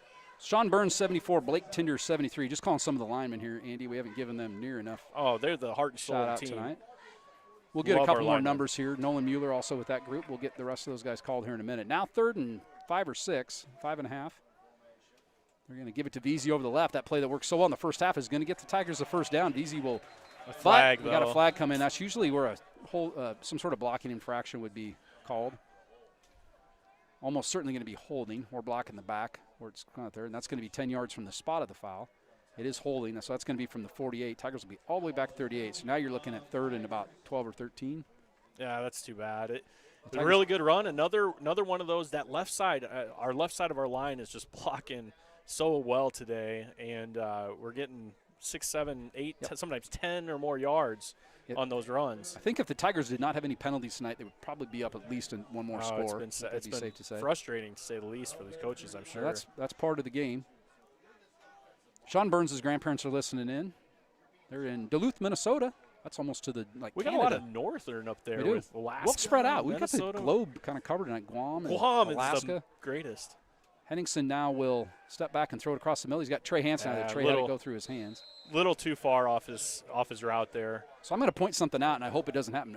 Ethan Veazey is really close to getting called for illegal motion. He's kind of coming out of his stance here. We'll kind of keep an eye on that. The Tigers. He actually got called for that last week with the illegal motion, and he's just towing the line on that illegal motion there. You cannot be moving forward at the snap. That's an illegal shift. He's the long snapper on the punt, so he gets to stay out there. The good news for the Tigers is they do have a pretty darn good punter here. Christian Corey. He can run a camera and punt the football equally as well. He's a good cameraman. I like that kid a lot. Takes picture. He was one of my driver's ed kids. Good relationship with Christian. He'll take the snap, kicks it with his left foot. That's a good wobbly kick. It will not be returned. The fair catch is called for. Good bounce. We'll keep it going out of bounds. It's going to go out of bounds at about the 22-yard line. That was a really good punt by Christian Corey, and that really kind of gave the Tigers a little field position. I was a little worried because I saw a guy come in from the left side, and I thought, man, he might have a chance to block that. But the left foot saved him, I think, on it. If he was right-footed, it might cause some problems. Yeah, I'm not sure Christian, did he even play? I think he did. I do remember him kicking an extra point in middle school, so I do think he played some middle school football. He's got a good leg. I like him. A great kid, too. Yes. Yes, sir type kid, just a great kid. Have a good relationship with him and his brother Michael, and his sister is a delightful girl as well. I'm drawing a blank on her name. I think she's a freshman this year. All right, Tigers, after the punt, Boone will start at their 21-yard line. They're going to give it to Davis up the middle this time. We saw him carry the ball in the first quarter. I don't think we saw him carry it at all in the second quarter. No, I was just going to say we have not called his name much, and I think there's a reason why is because they've been passing the ball so darn well and efficiently and getting the ball to their playmaker in Bach. And McPartland. I can't forget McPartland. He's had some great catches today. Kyle Sharp, number 30, he had a few carries in the second quarter, but the Toreadors have pretty much committed to throwing the ball just about every down here. 2nd and 7 now. 2 backs in the backfield. They're going to give it to Davis this time. He stutter steps. That was a pretty good. He was met in the backfield, but kind of stutter stepped around a Tiger. I think Nolan Mueller had penetrated, as did Pierce. And that was kind of interesting because the Tigers did get in the backfield right away, but Boone did a good job of just kind of hanging on to their blocking and getting those guys, and had a little bit of a hole there to get a couple yards. I think Davis is the injured Toreador. We've had a lot of guys on the turf tonight. It is kind of warm out. I don't know if it doesn't look like it's a cramp. Usually you see the leg in the air and kind of pulling the foot back. And usually that's more of a fourth quarter injury too. So not sure on this one. The training staff for the Tigers will head across. He's up here now. Looks like he's walking off on his own power. Who'd you say it was, number 22, Landon Davis? Webster City up 28-0 at halftime. Ballard leads Humboldt 17-14 at halftime. Pat Starr reporting. My guess is he's stealing the scores from the Boone radio play-by-play guy over there. He can probably hear him. I can't believe Pat's probably listening to other games because he's our PA announcer here, and he's going to probably help with the Humboldt game at the end of the season. I think Pat and Troy might be going up to do that one. We'll have the game next Friday night here. Troy Stout and yours truly, Trent Becker on the call. Too much movement there, I think, maybe. Some sort of infraction at the snap, which is either encroachment on the Tigers or false start on the Toreadors. We'll see what the call is. It's going to be on Boone, a false start. They started falsely. I still have my mask on. They allow us to take it off on here. I didn't even notice, really. Yeah, I'm you so used to so it now. well. It is funny how you do kind of get used to wearing it. Jennifer Tingwald has some good advice here for the Tigers. Bear down, Tigers. Let's go play hard and finish hard. I like that a lot. Thanks for chiming in there, Jennifer. Yep. Gruder's cheering on for Sean Burns as well. Derek Gruders, he's a policeman on the Ames Police Department. We thank him for all he does for our community. He's a sergeant on the Ames Police Department. Love those guys. So now it's 3rd and 9. Ball's at the 22. Smith kind of bobbles the snap. He recovers in time. He's going to throw it deep. They got a receiver out there, but he's going to overthrow. Whoa, what's the flag for? They're going to get Trey Hansen. There's a little hand fighting going on. I'm assuming this is going to be on Hansen, but it's possible it could be on. Was that McPartland again they were throwing to? I did see some contact, but I don't know. It's easy for me to say because I'm sitting up here, but. He picked up the flag. I think he's picking it up. Picking it up. If they he's got it. Yeah. Pass interference on the Tigers. No, they did do it. The Gilbert faithful don't like the call. I'm 360 feet away, so I'll probably just reserve judgment. It might have been way before. We saw him down there. It did go over his head pretty far too. I don't know. I would have rather maybe seen holding, I guess, on that instead of a pass interference potentially, because I don't know. And it doesn't matter what you and I think. Unfortunately, it's going to be a first down for the Toreadors. They'll be at the 37 now after the under 15-yard center now. penalty. Smith is. See if they run out of this. They do. They're going to run it outside to Sharp, and he just cuts back and is greeted very rudely there by 65, Alex Smalley. I just talked to his dad a minute ago. Oh, that was terrific job by Smalley there. I didn't know Alex Smalley could be that. He was kind of nasty in that play. Alex Smalley, 65. I just talked to his dad, Jeff Smalley, just a couple minutes ago. He's a good friend of mine, one of my besties. He's fired up. Best part about Jeff Smalley, he's got a hoist in his shop. I can take my car out there anytime I want, put it up on the hoist. Sometimes I just put it up there and look at it, kind of get underneath it. Don't really do anything, but it looks good.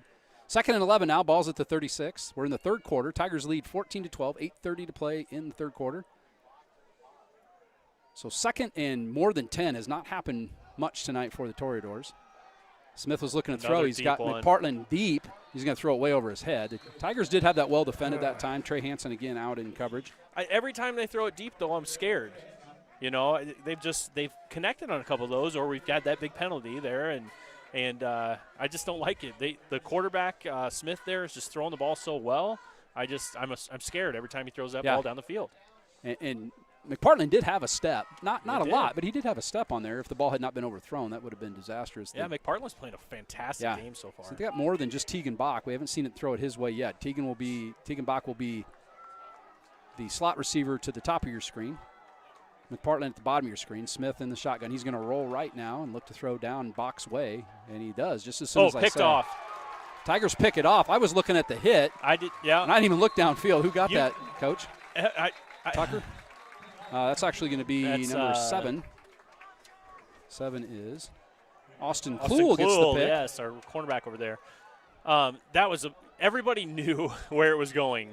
You could see that there was going to be a 10-yard out by Smith on that one. Or not Smith, Bach by that one. And he did exactly that. Tigers jumped on it, and then there was an overthrow. We did have a flag on the play here, Andy. They're sorting something out. Oh, really? It was thrown by the line judge on this side. They're going to call holding on Boone. They're going to, of course, decline that. That'll be the Tigers' ball.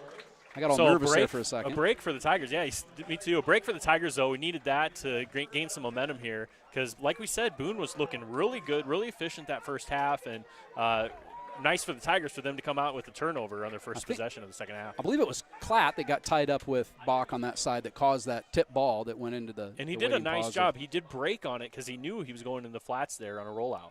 So really the first mistake tonight by the Toreador passing game. This was going to be Veazey up the middle. He's going to cut back to the left, and he'll bowl forward, and he's still on his feet. He's going to get 4 yards on first down. I don't know about you, but I sure like Veazey's feet today. He's really making some nice cuts with his feet, looking really quick and nimble back there. Jay Brantner, you know Jay, my buddy Jay. Oh, yeah. Borrowed his saw. That's what kind of friendship we have. I could borrow any of his power tools. It was his saw, though, that actually, when I chopped into my finger a few years ago, that was Jay. But I've moved on from that. Yeah, you don't have to sue him or anything. No, I wouldn't do that. Why would? Like, what kind of case would that be? You're an idiot. Ran your finger through a saw. It's going to be given underneath to Tucker Hansen. He gets a head of steam. Another good hole there. I like this. I like the blocking of the Tigers. Look at how many black shirts are down the field, 6 yards from the line of scrimmage. It's a good sign. Good holes there. I'd keep running this ball. I'd keep, especially that left side. 4-yard carries. I'm not good at math, but pretty good at math. And 4-yard carries will move the chains. Tucker Hansen will stay in at the tailback. Hansen and Drzymski to the top of the screen. You got Burke Hansen at the bottom.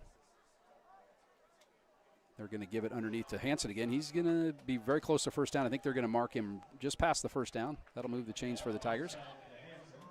Now they're weighted now. Did Tucker fumble? I think he was. I mean, he wasn't moving anywhere, right? Like. Well, they haven't really signaled yet whose ball it is.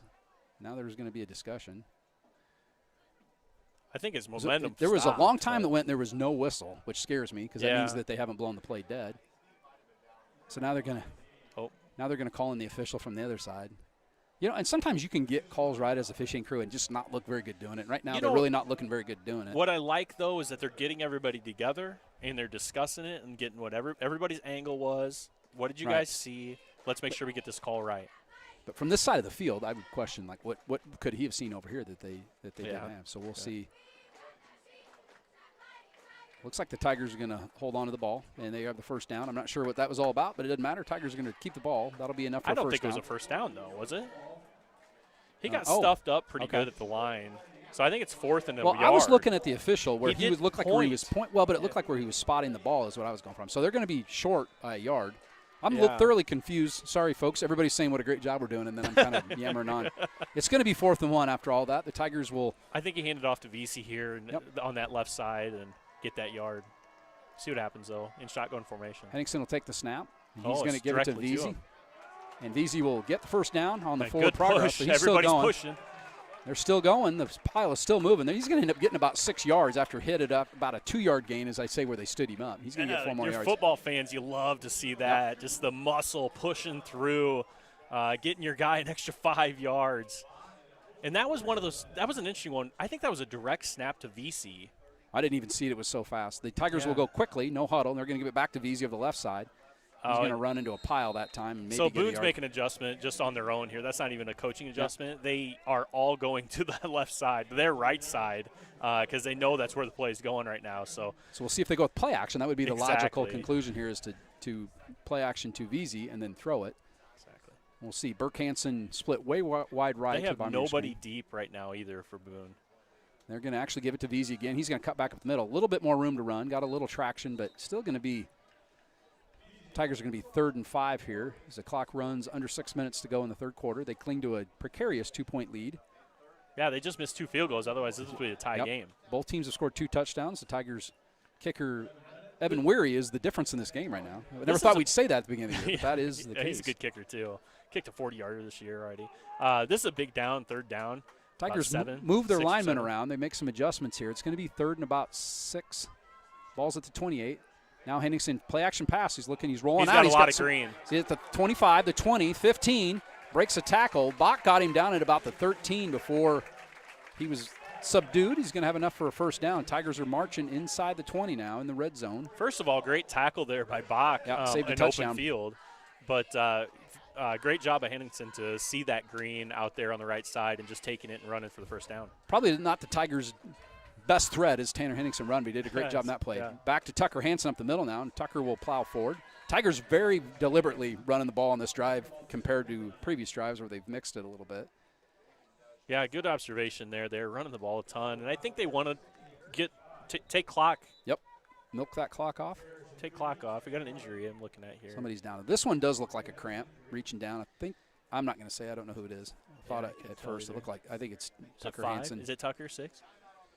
Looks like just a cramp. That's what you want to see. I hope so. Yep, he's up already. But I think they're going to take the sanitizer break. Do we have any sanitizer that we could take a break? No, but I do have a Peachtree lemonade, iced tea lemonade that I'm going to thoroughly enjoy. That's the drink of choice up here in the press box tonight. Corey Adams, our clock operator, or scoreboard operator. He's got the little, is that raspberry flavor in there too? So good job by him. Get a little Pat raspberry. Starr doing the PA tonight. Don Adams on the play clock. Corey Adams doing all the other stuff. Don Adams, one of our bus drivers in our school district. He hauls the kids home every day. It's been kind of a different animal this year on the bus. Yeah. We don't even go to Eagles Loft this year. We don't take any kids there. Yeah, there's nobody to take there.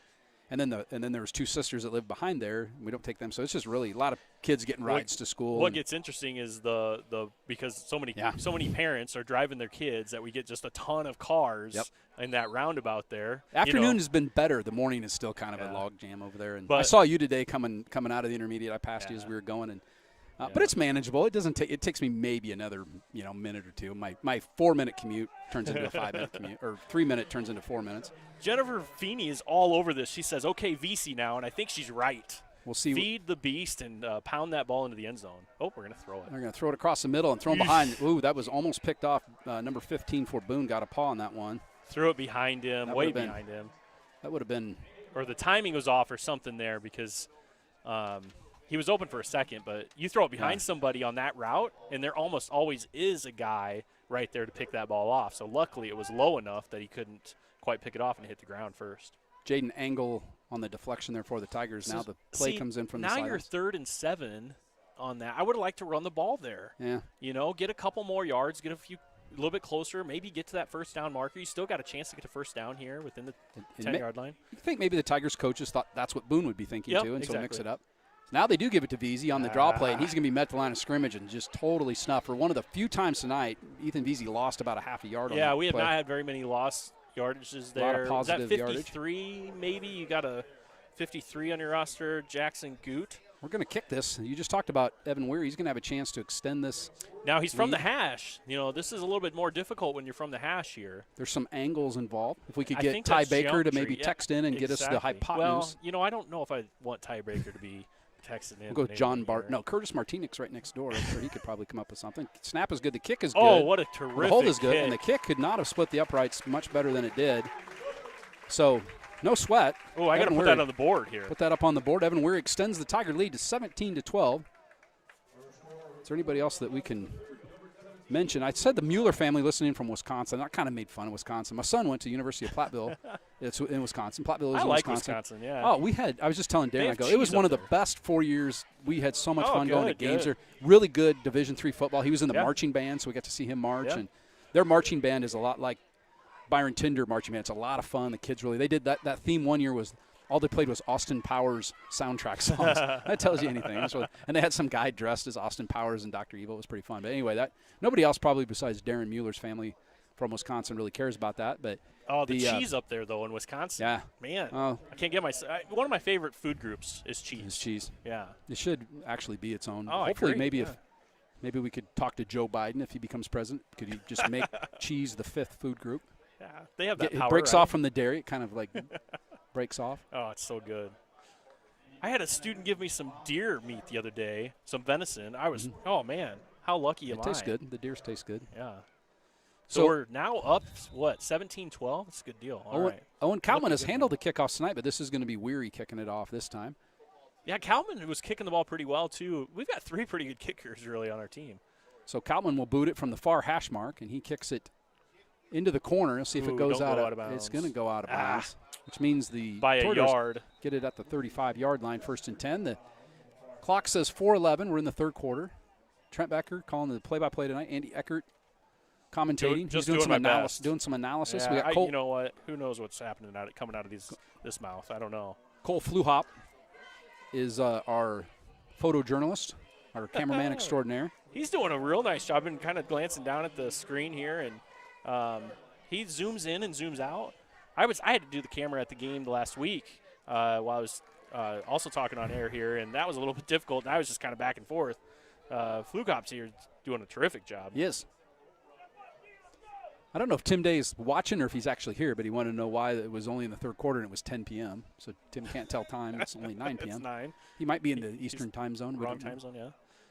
So they're going to fake it to Bach. Oh, The ball's fumble. on the ground, and I think Nolan Mueller's going to get it. The aforementioned Nolan Mueller. Yep, His and they dad gave it just to him. texted me, Mueller on the recovery. I believe that was Nolan. It was. Boy, that was on the ground for a little bit long time, Davis too. never got the handoff. It Nope. was kind of fumbled in the exchange between Smith and Davis, and so a huge break for the Tigers. They're going to get the ball deep in Boone territory at the 35. They'll have the ball 1st and 10, 4:07 to play in the third quarter. So that's 2 turnovers now by Boone in this game in the second half. Last two consecutive drives. Exactly. So if the Tigers capitalize on this one, man, it's going to be a tough day for Boone, I think, after this. But we'll see. They've been playing really hard, playing really well. So if they can make a stop here, they can get back in this game. So Burke Hansen in at quarterback here. Alex Ruba split way wide right, I should say. They're going to give it to VC. They're going to keep it. Burke Hansen faked me out. He's going to go right. Tried to get a block out there by Ruba. He held the block a little, but that was going to be McPartland that squirted out of the block and tackled Burke Hansen. Yeah, McPartland's having a great game. We've been bringing up his name a ton and did a great job of shedding the block on that one to go up and make that tackle. So 3 yards, though. 3 yards. So that was, you get 3 yards out of that. That's okay. Jay Brantner doing a little scouting says Tegan Bach also a fantastic baseball player. Played with Keaton, his son Keaton, in a I think the Bats or whatever he played in. So Burke stays in. He's going to give it to Veazey this time. Veazey will get met at the line of scrimmage. He's going to get pulled down from behind. Yeah, good and then job by pull Boone forward. there. He's going to fall forward and maybe getting a couple yards on that. But it's going to bring up 3rd and 5 or 6. Tigers probably in. Well, I don't know. You got Evan Weary, pretty good kicker, but probably in 4-down territory here. So they get another first down, then I'd say you look at a field goal, but I think they'll. Now Bach is the safety for Boone, and he came up on that play and stuffed it. And the linebackers did a real nice job for Boone to get in and stuff that. And Bach's just a heck of an athlete back there. He'll come up and tackle you no problem from the safety spot.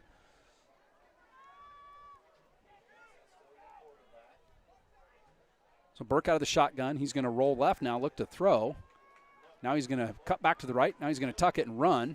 Just didn't really develop, not a well-developing play. Really good pass coverage by Boone. I kind of looked downfield there, and they really had the Tigers blanketed. Drzymski was out. The first option was not open at all because Boone was covering him. Yeah. And then I don't think he could get to a second second option there because there were just Boone guys coming at him, right? So Burke Hansen comes out of the game limping a little bit, and Tanner Henningsen, the good news is our starting quarterback gets to go back in. Who's thrown some really nice balls the last couple weeks. And so the Tigers with a big play here, 4th and 7. As I mentioned, they are going to go for it. 4-down territory. Can't really punt here. Can't really kick a field goal. So the Tigers will try to get that 7 or 8 yards, 7 yards. 2 backs in, Hansen, and both Hansens are back in. Now Tanner looking to throw downfield. He's got a receiver out there. Open as Drzymski. He's going to have to come back for the ball. That's almost pass interference on that one. And no pass interference, huh? Both going for the ball. That's one of those plays. It could be called. Oh, and he's down. Drzymski is still on the turf. I'm not sure what happened. Now, it was one of those that the ball hangs up in the air, and prior to the ref, it looked like both guys just going after the ball. And so is it really pass interference if they're both going after the ball like that? I think that's probably a 50-50 call, and I'm okay with them not calling it on 50-50 calls. Again, as an official, I've been there. But his body was all over him. Yeah. So it's one of those, like you say, 50-50 calls. And I hope he's okay, man. I love Drzymski. Yeah. So that's going to turn it over on downs. The Toreadors will get the ball back at the 32-yard line. He might have just hit his head a little bit there. I don't know. We'll see. Now he's running off. He might be okay. So BC Moore rankings, we actually have Brent Moore, who runs the whole shoot match, texting me. He says, October 22nd, 2010. So it wasn't my anniversary. It was close to my anniversary. I remembered that.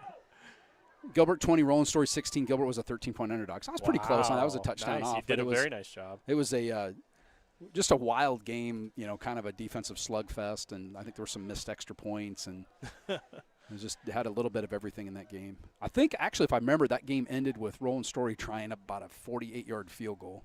That wouldn't make sense. It was 20-16. Maybe that was a different game. There's been a lot Wouldn't of make them. sense to kick a field. Maybe it was at the end of the them. first half. I don't remember. I Ethan do remember Newell. them trying to long. Ethan Newell chimes in. Mr. Oh, yeah. Eckert, how was lunch today? I am a big fan of the school lunch. Mr. Rib? Do you have a Mr. Rib? Yeah, it's the Mr. Rib, not Yeah. the McRib. We don't want to violate any copyright laws here. The Mr. Rib was delicious. Thank you, Ethan, for asking. Oh, middle school kids love the Mr. Rib. Oh, yeah? They went through some ribs today at the middle school. So 1:51 to go in the third quarter. Tigers lead by 5. That ball's going to be given to McPartland, but the Tigers, I think, had that pretty snuffed out or smelled out or whatever you want to say, and they're going to string it out. He's going to get 3, but not any more than that. Exactly. They strung it out perfectly. You know, if guys stay where they're supposed to be, they'll string that out perfectly, and somebody will come up and get him. And what was it, 3-yard gain? So you got a little bit out of it, but good job by the Tigers to sniff that one out. So they'll give him 3 on that. Ball's out to the 35-yard line, sitting right on the 35-yard line. 1:19 to play in the third quarter. Tigers lead by 5, 17-12. They've got a field goal and 2 touchdowns. 2 touchdowns by Boone, no extra points converted. Now they're going to fake it to Bach and pitch it outside to Davis, but the Tigers have this really – and now the ball's on the turf. The Tigers got it. Unbelievable. They're going to give it. It looks like Jake Shadarowitz fell on that. The Tigers had that really went, well defended. Nolan Mueller again in on the tackle. He didn't get the fumble that time. Mueller's but he's a fantastic football player. He's just a bulldog on the field, and Jake Shadarowitz got a gift. I think bounced right into his midsection. I was just going to say, he's a good catcher, and he can block about anything. And, boy, that one just bounced right up into his glove, if I could use a baseball term on that one.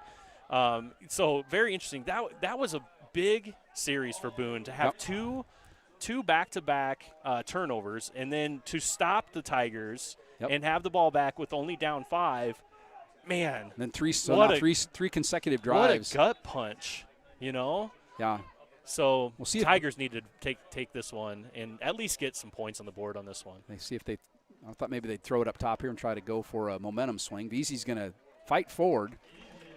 Looked like somebody had a hold of his arm. I was nervous about that ball flipping out. Yeah, it was too. He had it high and tight. It was a good job by Vesey, but, yeah, they did a good job. Vesey just kind of spinning and turning and getting a couple extra yards on that one because he was kind of stopped at the line of scrimmage. So good job by Vesey. Tigers will have to run one more play here. The clock's at 44, the play clock at 27, so they're going to have to snap it one more time here in the third quarter. Then they'll have the wind in the fourth quarter. Wind's still blowing out of the south. It's not. I don't think it's quite as stiff as it was in the first half or at kickoff. We don't have enough flags around here. We need more flags. I'm looking at Old Glory in the north end zone, and it's flapping pretty good. 3 wide receiver set. Henningson's going to throw now. They throw it way behind him out to Trey Hansen, but threw it well behind Trey, and Bach defending. Yeah, really good coverage by Bach. He was right there, too. I wish Henningsen wouldn't have thrown that right there. Maybe waited to see if another guy got open in that Bach series. had him pretty well blanketed. That does stop the clock, so they are going to get a run, at least one more play here in the third quarter. That's kind of not what you want. You kind of want that clock to run down. So really just too bad. Now you got 3rd and, 7 here? 3rd and 7, ball's at the 32-yard line. We're in the third quarter. 22 seconds left. The clock is stopped. Ruba's going to go split wide. He's got slot receivers, Hansen and Hansen. They spread out a little bit more now. And Hansen got the screen set up to Vesey, and it's set up well. Vesey, great tackle. Open field tackle. Vesey got tripped up at about the 28-yard line. He had to get to the 25. So the Tigers, now it's 4th and short, though. So you like at least the numbers here a little bit better. Saved a first down. I wish I would have got that number. I'm sorry. Yeah, it was a good open field tackle. Great tackle. He dove in there because there was a blocker out in front of him. And so if he would have just came in normal, he probably would have got blocked. And instead, he kind of dives in there and gets a great tackle. That'll bring the third quarter to an end. Seeing my old friend Zach Wilson. Remember Kyle Wilson, the student at Gilbert High School a few years ago? Do you remember Kyle? Maybe you never had Kyle. You might not have. He moved in late. His little brother, freshman, giving me the. So Jennifer Feeney telling us, Tigers, come on, Tigers, play tight now. She's got all of them. She's got them all. Don't play soft, Tigers. Play hard. She's loving this game. I love it.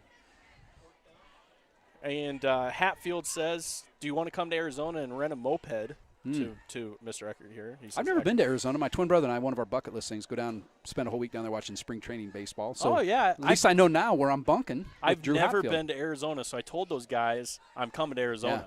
Yeah. And we're going to rent mopeds and just drive around. It'd be fun. So, Drew, how does that sound if I bring my twin brother down and we bunk at your place? I think he's nodding right now would be my guess. That would be fun. The Becker twins bringing it strong. My brother's officiating up the road at Belmont Clemmy High School tonight. They have the Lamar's Galen in town.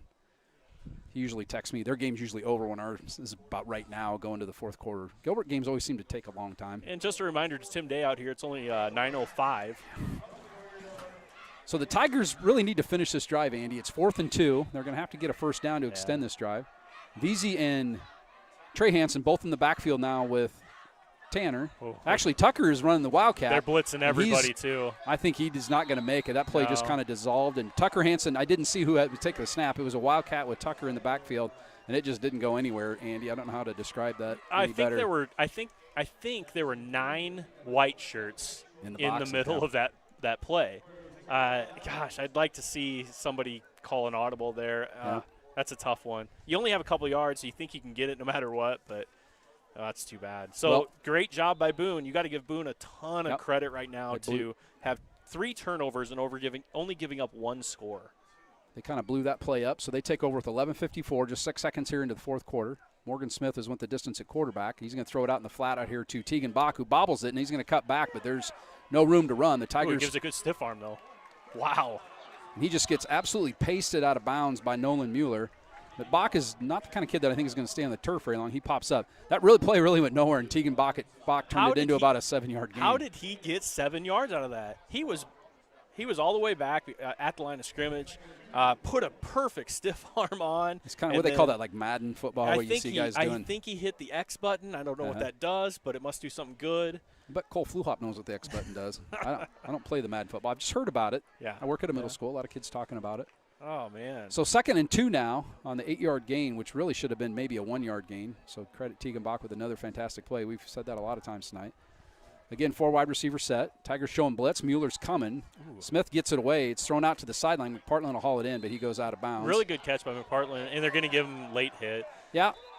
I'm probably not going to argue with that much. Yeah. McPartland was out of bounds and got hit a little bit late. If you saw on the bottom of the screen, you know who did it. We're not going to say who it was. It doesn't matter. But the Tigers had some pressure, too.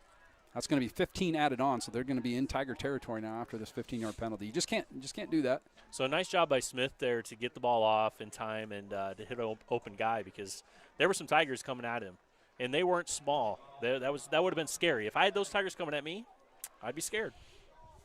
So McPartland had the first down, and then they're going to tack 15 more on. That'll bring the ball into, like I said, into Tiger territory to the 43-yard line. So Tigers only have a 5-point lead. Any touchdown here would give the Toreadors their second lead of the game. They were up 6-0. On the opening drive, they scored. The Tigers answered that, made it 7-6. Boone missed the extra point. They're going to give it to Davis underneath. Oh, what a great job. He was getting held. 65 was getting tackled and still made the tackle. That's Alex Smalley. Smalley again. I don't know how that wasn't holding. 65 was literally on his Smalley's back as he tackled the runner. Great job by Smalley there. Alex Smalley is not like oversizing anybody on the field tonight, but he's got a big heart and tough kid. Very good mechanic, too. When I go out there to Smalley's shop, he usually kind of helps me out, mostly because he feels sorry for me. So no gain on the play. We haven't said that a lot tonight on either side. McPartland will now go in motion. He's going to head upfield. Smith's going to look to throw. Now he scrambles. Another hold. Yep, they called it there. 54 got held. Yeah, that was pretty easy one to see. Yeah, he got tackled. Like you said the last time, the guy was getting tackled. I kind of quit calling the action. I shouldn't have done that. But Caden Meskin got tackled in the backfield there. The Tigers are going to send him back. That'll be a little sarcastic applause from the Tiger faithful. I think they're thinking that has not been the first penalty that should have been called tonight. But, overall, I don't know that the officiating has been a huge factor. It's been fine. It's easy for us sitting up here in the stands to we've been really lucky, too. We've had really good reffing crews at all of our games. I do think officiating high school football is pretty good. High school basketball, I do think, is better than you would expect. Basketball is a very difficult sport to officiate. Football is one of the few sports where there really isn't a shortage of officials now. The shotgun, they're going to give it to Bach, and he drops it again, and he's got nowhere to go. He's going to get thrown down, and they're going to call a penalty on that. I don't know what for. Is that a face mask? Well, he might have grabbed it. It was far away. Bach's head did kind of snap. So it's going to be another 15-yard penalty. Now, that's not going to be enough for a first down. Well, that can't be 5. That has. We'll see. Do they have a 5-yard? Yes, 5 and 15. Because he did not mean to. He ducked. Because of him ducking, the wrap-up couldn't happen, and so he accidentally grabbed in the helmet. Just a 5-yard penalty. You'll see him do personal foul if it's a 15-yard. That's just a 5-yard penalty. So Tigers kind of catch a break on that. But redo the down, right? So yep, that helps a little bit for Boone.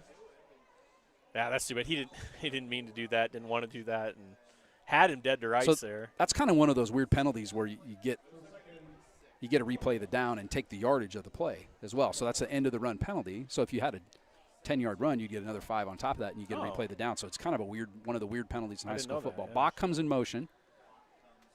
Smith will drop straight back. He's looking to throw left. Throws kind of underneath, and that was caught out in the flat by Lennon. We haven't called his name much in the second and third quarters and fourth quarter here. That's the first time he was. It's been all prime Bach target early, but it's been more Bach and McPartland here in the second and third quarters. Speaking of that fumble, Bach, that was a mishandled fumble that last play, and Bach just made sure to grab it again. It's tough. He's a baseball player. He just scooped it up. It's exactly what I was going to say. Yeah, something like that. Like a shortstop.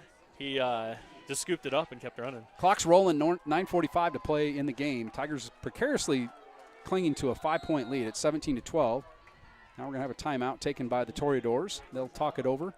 3rd and 16. They do have some plays in their playbook that'll get them 16 yards. We've seen a few of them tonight. You've always got those 15-yard plays, but they've been throwing the ball down the field, down the seam, and the sideline. So they've got a couple plays in their back pocket, like you say, that could go deep, and they've got that one touchdown. That must have been, a 40-yarder, the big touchdown that they had.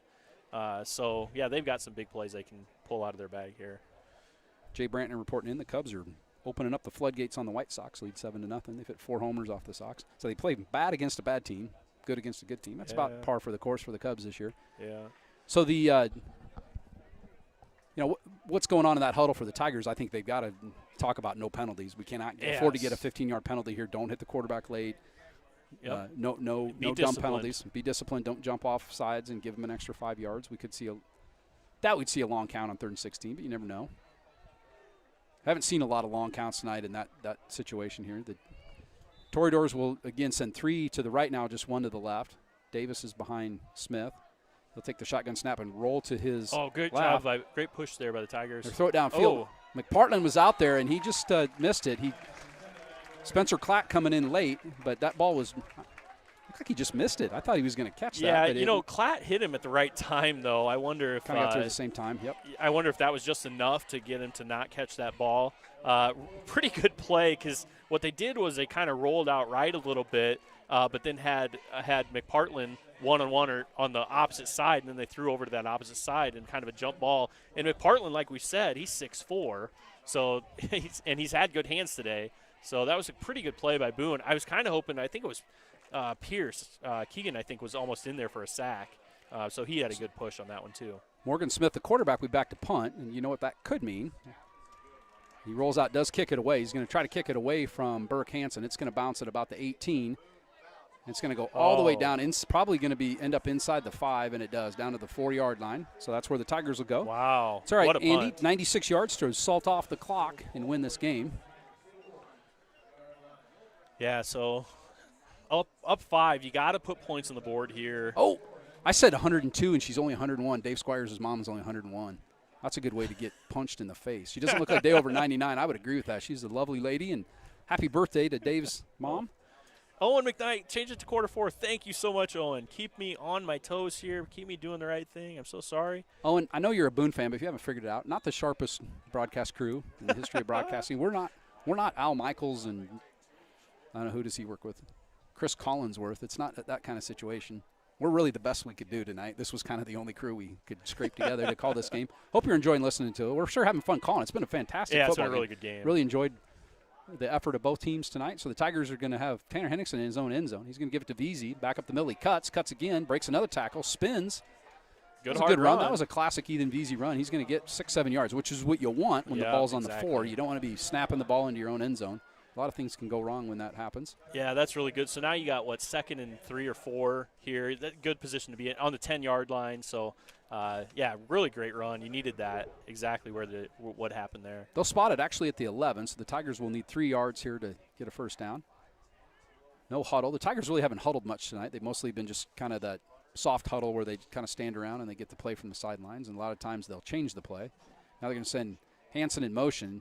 I think VZ was moving again on that. They didn't call it. Trey Hansen on the end around. Oof. Did he get there? I think he got there. I think yep, they are. There. They stop the clock. When they do that usually means they're going to move it. But I think VZ was leaning forward again. That'd be something as a coach. I would probably say like that is getting an advantage when you can get out of your three-point stance and snap a second ahead of everybody else. Keegan's keeping me on my toes here. He says Keegan doesn't play anymore because I said Keegan Pierce. It's Cruz Pierce this year. Keegan was a good football player too. Pierce boys used to live across the street. Keegan can attest. We had some monster knockout games in my driveway. And Keegan and Caleb and Kelly and those guys were all kids. Cruz. So it's amazing that I just remembered all 4 Cruz boys' names. In a row, but they used to be in our neighborhood. VZ's going to get it again. He goes right, breaks a tackle. He's going to get 6-7 yards. Good read by VC to see the hole back because he was kind of starting to cut left again. Like we've had those big holes on the left. Saw the hole kind of right up the middle and then cut it back. Like I said, his feet has been great today. Good footwork. And he found that hole and got a good chunk of yards out of it. I think his just consistency and moving those chain snites really been a big difference here in the third and fourth quarters. Under 8 minutes to go in the game now. 17-12, Tigers lead. Henningsen looking to the sideline. He'll take the snap. He's going to give it to VZ again up the middle, and VZ's got a little head of steam, makes another cut, makes a guy miss. He just flat out made a linebacker miss, and you saw the Boone kid who missed just drop his chin to his chest I there's nothing to do about it. He was untouched, and he got to the line in less than a second. Yeah. He grabbed that ball, and he was on the line in less than a second. And good luck to a linebacker to get VC down after good cuts by him. That's a good job by VC. That really takes a lot of pressure off your offensive lineman. They don't have to hold their blocks that long when he gets through that. He was that, there that so line. fast. Great job. It's a good recipe for moving the chains, and the Tigers do it again. 1st and 10 now. Ball at the 32. 7:25 to play in the game. It's like a blitz maybe. Yep. They're going to give it to Tucker this time. Tucker cuts right, now cuts back up. Not a lot of room to run. But he's going to get stood up at the 35. He's lucky he got the yards he got, really. If he was going to go up the middle like he was supposed to, there was a blitz there, and he wasn't going to get it. So he bounced it outside. So really good job by Tucker to see the field. Ended up getting 3 or 4 out of it, so good job by Tucker there. Tigers coaching staff with a turnover this year with the new Kyle Van Winkle, Randy Sneezik, an old familiar face. Tracy Ryle came from Ames High also. Andy Moore, his wife Lacey Moore works at the high school. Solomon Farner, Mike Nordine, John Davis, Chris Benda, Cody Sitzma, Jake Hansen, Jeff South, and Cale Jensen. I think any team with Cale Jensen on your coaching staff is bound to do great things. He's coming off a state tournament coaching experience. So 2 backs now with Henningsen. They're going to throw a little swing pass out to great block. That is Trey Hansen. He's out to the 45, 40, 35, cuts back right into the loving arms of Bach. Now that's – threw him down a little late maybe. Well, he did, and I don't know how that – if you're going to call – anyway. Okay, so let's give the love to who really made that play happen. Caden Meskin laid the hammer Pancake down. Block back at the point of attack. Trey Hansen slipped out of the backfield. He was back in with Henningsen and catches the swing pass the outside and just – again, we need a sponsor for that type of hit Meskin had to lay the hammer down. Oh, I had have you ever heard of the company Slabjack out of Gilbert? Slabjack. Yeah, where they jack up the sidewalks. Yeah, they did it for us, and I was like, what a great sponsor. I want to talk to you about that if we're up there because I'm thinking about doing it. Yeah, they did it. I went 2 inches, I was off, and they got it. Slabjack. Isn't that great? Yeah, that's a Slabjack play if I've ever seen one. That was a Slabjack play. 1st and 10 now, ball all the way down to the 27 of Boone. Tigers are going to run a screen pass. That ball gets batted in the air. It's going to be. I thought he was going to call for a fair catch on that. Man! I think 2 guys end up fighting for it, 52 and 40, and they kind of maybe kept one and kept the other from catching it. But they're defensive linemen, so they if you run into them, they're probably not going to catch it. They got to have the perfect ball, and it really was the perfect ball because that thing was up in the air for 3 seconds. Ball was tipped. It was a screen play to VZ. It got tipped about 20 feet in the air. Falls to the turf. Yeah. Thank goodness. That would have been disastrous for the Tigers. A lot of credit to Boone. They read the play and put their hands up. That's kind of what you're supposed to do as a lineman. Get your hands up and try to knock that ball down. So Henningsen out of the shotgun. Long count, trying to draw the Toreadors offsides. Now he'll lean back, take the snap, looking to throw again. He's going to throw down across the middle of the field. Oh, that's pass interference. Yeah, easy Bach there. bumped into Hansen. Pretty easy call there. Actually got 2 flags on that one, maybe 3. Umpire called it, the wing, and I think the back judge, all 3 called it. So Tegan Bach bumped into Tucker Hansen. Teagan knew it as soon as it happened. He kind of put his hands on his hips and dropped his chin. So now, Teagan, it's kind of interesting watching the Boone's defense here because Teagan's Bach is the safety, but man, he plays up almost like he's a strong safety, so maybe basically. Pump and go. Is that what you're kind of saying? Yeah. And so he comes up and he's in that flat area, and so I'd be careful throwing it in that flat because, man, he's an athlete, and I'd be scared of throwing it around him. But what I'd do is I'd maybe try to draw him in on a little flat route there. Or 10-yard route over the middle there, and then get somebody down the post or down the hash line there to try to get an open deep throw. So that's going to get the ball down to the 14, 1st and 10. I don't think they spotted the ball correctly. I think that ball should be at the 12. Oh, really? Let's see if I'm right. I think they marked it 2 yards short of where it's supposed to be. Let's see if I'm right. This is going to make me look really smart if they did move it to the 12. I think it's supposed to be at the 12 if I did my math right. Honest mistake. That's okay. And as long as they get it right. Hey, I've umpired before, and I put the ball down at the wrong spot before. See if they move it. I think they're leaving it. Okay, maybe not. I thought it was at the 27. I'm pretty sure it was at the 27. So if it was inside the 30, it's half the distance. That's why it was put there. Oh, I gotcha. A little slow processing. It's been a long day today. 6:18 to play in the game. Tigers trying to extend that 5-point lead. They're going to fake it and give it to Veazey out of the backfield on a wheel route, and nobody picked him up. Ethan Veazey with the touchdown catch, 14 yards. So they play action. They play action to Tucker Hansen, who's in the backfield. Veazey slipped out of the backfield. Nobody picked him up on that wheel route, and he scores a touchdown. They started with two backs, one on each side of Henningsen there, and faked that handoff like you said, and then Veazey just went right up the seam, which is kind of what I was saying. I think that seam's going to be open, and he was absolutely wide open. Nobody took him. So Jennifer Feeney's happy because she's been demanding they give it to Veazey, and they did on a pass play that night. And Feeney goes, would love to be a coach. Jennifer, I think you'd make an awesome coach. Weary pops it right through the uprights again. He's not even really kicking it as hard as he can. That's not even really fair. Evan Weary kind of half kicking that one, punches it right through the uprights, saving his energy for the ensuing kickoff. So the Tigers get that back to a 2-score lead, which I feel a lot better now. Andy, the chili that I ate before is settled in. I'm feeling a lot better. Who's carrying the flag down there for the Gilbert Tigers? I believe that's J.J. Lunan, if I'm not mistaken. Does that look like J.J.? He didn't graduate, did he? No, I think it's no, he graduated. He graduated, didn't he? Yeah, he did last year. He's down in Arizona with oh, that's right, with Andrew. And who else is down there with him? I'm totally drawing a blank. I picture his face. Yeah, me too. I'm sorry. But mark it maybe for next year, Drew. The Becker boys are going to come down. Maybe we'll bring Eckert with us. He can drive, and you can pay for the gas. It's a great deal. And the Beckers will sit in the back seat, keep you company the whole way down. Just don't need any chili. Stopping at the Grand Canyon. Okay. I've never been to the Grand Canyon. We'll hit that on the way down, and we'll see you. We're going to watch some Cubs baseball. So boy, that was a big score by the Tigers one. Oh, I got to put it on my scoreboard 6:15 to play in the game. The score's 24-12. Put 24 down for the Tigers, Andy. I'll do it. So I'd love to be listening to what Steve Hasted is saying to the referee on this side. Steve Hasted looks like Ben Franklin more and more every day. You think that? He does, doesn't he, Corey? He looks like Ben Franklin. So if we ever have like one of those days, like a bicentennial day, you know, where they have the Ben Franklin, I think you could see him with the knickers and the old settler big buckled shoes, and you could have a kite. We'll get him a kite. Oh, it's funny because it's true. Steve Hasted's is one of the photographers. His mitts on that, and that might be a better outcome for us. Andy is give him the 35 and not have Teagan Bach a chance to change this game because he's the kind of player who can do it. I know we've been slathering on him, but he's a pretty good player. We've enjoyed watching him play tonight. The Boone team's had a rough year, 0-5, but boy, they have not. One thing you can say, no lack of effort tonight. This team has played really, really hard, and they've had some really good plays. It's not over with yet. We still got 6:15 to go in the game, Andy. A lot of things that last happen. Score was huge by the Tigers. They needed it because Boone has played really well, and anytime you let the underdog in the game this late in the game, you're asking for trouble. Yep.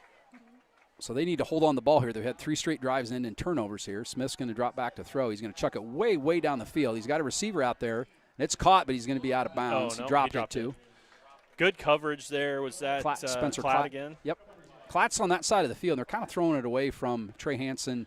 They've thrown it to that side of the field a lot more than they have the right side of the field. I don't know that they're picking on him necessarily. I'm just saying they've chosen that side. Kluhl's over there. Kluhl's got an interception, though, tonight. Yeah. Klatt's on that actually side. Coming back from an injury, I believe, too, so he didn't play last week, and he's looking good today. And then Hanson and Justin Terry have been playing on this side of the field. Yeah, we Justin Terry really haven't called his name tonight. Nobody's which maybe thrown. Good. Yeah, I haven't thrown it at him. Smith's going to throw it out in the wing here to Tegan Smith. He's going to catch it and get a full head of steam. He's going to bolt out speed to right at the 45, which will be enough for a first down. Yeah, he caught that ball about 4 yards from the line of scrimmage and then immediately got 10 yards. It's a pretty good option from them. The thrown down the field has not worked here much in the second half, but those short, quick passes and then let Bach use his wheels to go. The ball will be at the 45, 1st and 10. Under 6 minutes to go in the game. Tigers lead 24-12. Oh, Buckley, yeah. Jacob Buckley. Jacob, sorry, Jacob. Sorry, Jacob. I could picture your face and your sister and her. She was one of my driver's ed kids. Pass downfield now, thrown in traffic, and Lennon just has it go through his hands. He was open, he should have Andy. caught that. Yep, he knows it. He kind of put his hands, put your hands on both sides of your helmet, like, how did I not catch that? That was a fastball, though. He did. You know, you're not used to some of those passes like that in high school football. That was a really good throw from Smith there. It was a dart. So 2nd and 10 now. Tigers defense, got to dial it up here. We've called Alex Smalley's name a lot tonight. Janai Middleton's really done a good job plugging up the middle. He really has. Caden Meskin on the right side, and Nolan Mueller kind of roaming middle linebacker position tonight and played a great game at middle linebacker. Caused a fumble and recovered a fumble.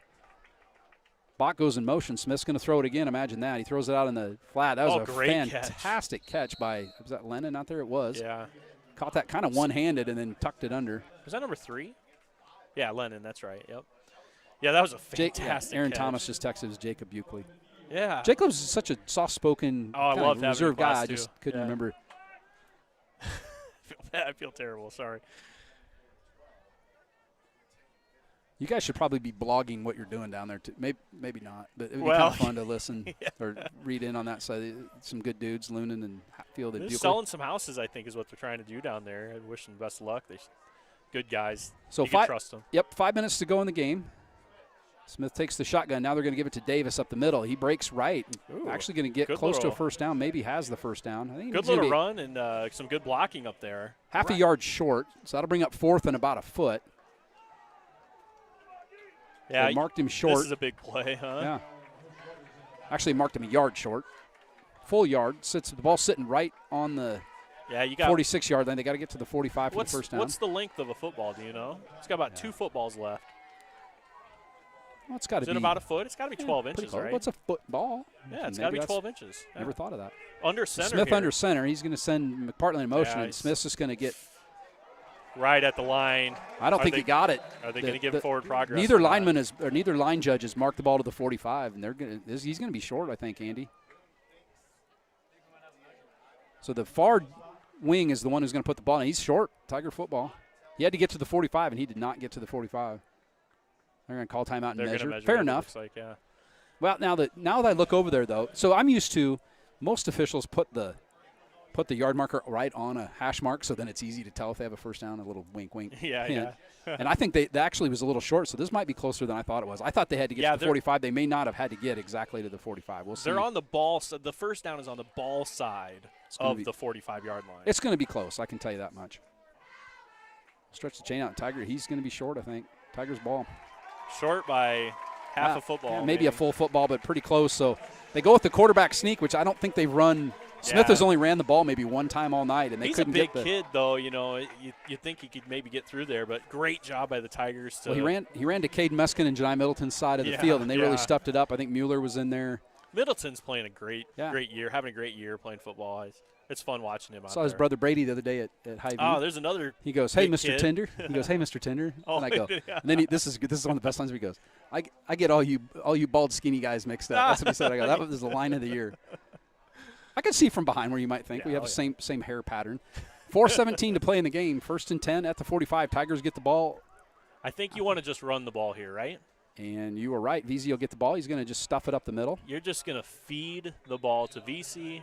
Maybe a little Tucker Hanson. Yeah, a little extracurricular there by Boone. So the line judge comes in. He's going to throw it. That'll stop the clock, but that's going to give 15 yards. I don't know who they're going to call that on, but it's going to be 15 yards one way or the other. Yeah, Tegan Bach and Mueller were kind of jawing at each other there, too. So I think it's going to be on us, Andy. Oh, really? I thought it was on them because I saw a guy push VC's head into the ground. I saw a Tiger get called off the field. That usually means that's who the penalty's on. But maybe not. I don't know. Yeah, that extracurricular stuff, when you start pushing guys' heads in the ground. The refs usually aren't going to let that happen. Toreadors get a 15-yard penalty, which is not what they need to try to get the ball back. I just reacted on seeing the Tigers pulled the other party that was involved, which is Nolan Mueller. Like I said, Mueller and Bach were jawing at each other, and I think the coaching staff saw that and said, "You get off the field right now." Bring him out. Okay. Rather than get to that penalty point. Sometimes they do that, though, like when you get the penalty, they want to bring you out and talk to you. So I just assumed it was on him, but I assumed incorrectly. Ball's at the 37 now. 4 minutes. The clock will start now on the ready to play. So the Tigers probably – so 25 seconds after a penalty, which is a little disadvantage. They don't have the 40-second play clock to run off as much time. But after the penalty enforcement, that will be the case. So Tanner Henningsen, high snap. Henningsen just keeps it. Now he's just got to not fumble it, and he does. That's okay. He tucked it in. He knew he had to run that ball and not try to do anything special with it. Just run the ball, get as much as you can back. Tough snap. Boone Toreadors are right in there, so good job of Henningsen just to get back close to the line of scrimmage. Oh, my friend Barrett Randall. You know Barrett? He's got some kids. Him and his dog are listening. Nice. His dog wagging his tail every time I talk would be my assumption. Dogs love the dulcet tones of T-Bex on the call. I think it's a golden retriever, too. I've got away with the Goldens. So Tanner Henningsen will take the snap. He's actually going to throw it here across the middle, and it was knocked down to the ground. He's trying to get the ball, I believe, to either Trey Hansen or Alex Ruba. I don't mind that call there because Boone is absolutely going man-to-man on your receivers and blitzing guys, and they're assuming that everything's a run. I think a pass right there is not a bad idea. Unfortunately, Boone made a good play, and you weren't able to get any yards out of it, but you still got third down here. Third down, clock will stop, 3:08 to play. And I still think you run this ball, even though you got 12 yards to go. See what the call is. Henningsen does the long count, trying to get good idea. Get him to encroach. Veazey will switch sides now to the far side. They're going to give it to him underneath. Veazey will cut. He's going to put his head down. Oh, great He's job. just going to roll forward. I thought maybe he got his face mask grabbed. His head kind of got pulled down, but maybe he was just looking down at the ground. He was making a good spin move there, but, he might have too. I don't know. But, that was the right call. And Veazey did a great job on that, breaking a couple arm tackles because Boone was right there. 4-down territory here. I think the Tigers are leaving their offense out there. They're going to try to pick up this first down. Maybe they could do that pooch punt. They've done that pooch punt with the quarterback with Henningsen a couple times. Probably going to let the play clock run down to 0, call a timeout, and then figure out what they're going to do. Run as much time off. The clock's rolling about a 2:30, so they're going to – so 2:18 they'll be able to stop it. Yeah, I kind of suspect the pooch kick to happen here, honestly. Just try to pin him down inside the 10, hopefully. I like the pooch punt. I kind of like those the oddities of football. I like the onside kick. I like the pooch punt. I like the hook and ladder, probably my favorite play of all time. Oh, yeah? What about the fumble Rooski? Is that still done anymore? Is that a thing? Is that really a play? Is that just there's so many requirements in high school football that I should read that every year because if I ever see it, I'd probably blow it when I call it. But or the Statue of Liberty. The player has to turn all the way around and face his own goal line before he can pick up the ball. Like he can't turn around and hand it to him. Statue of Liberty is a good play, though. I like that one. So they're going to run Alex Smiley there. They are going to go ahead and punt it, which brings out one of our favorite dudes, Christian Corey. Will kick it with his left foot. It would be funny if he kicked it with his right foot because he's left-footed. The Tigers are hoping to just get this down inside. Nice high kick. It's not going to be returned, which is probably one of the best parts of it. Yeah, probably right going to be about the 10, maybe the 12, somewhere in that That's neighborhood. That's right where you want it. Good job. Actually, at the 9, they're going to give it to at the 9. I had a bad angle on that. So they're going to make – so Boone's got to score twice in 2 minutes and 6 seconds, and they're going to have to go at least 91 yards to score the first touchdown, Andy. So the Tigers really – like the ESPN win probability you see on there, pretty high right now. But I've seen some weird things happen in football. And there was something just the other day where a team was on 100% to win the game, and they lost the game. Which one was that? Was it Dallas?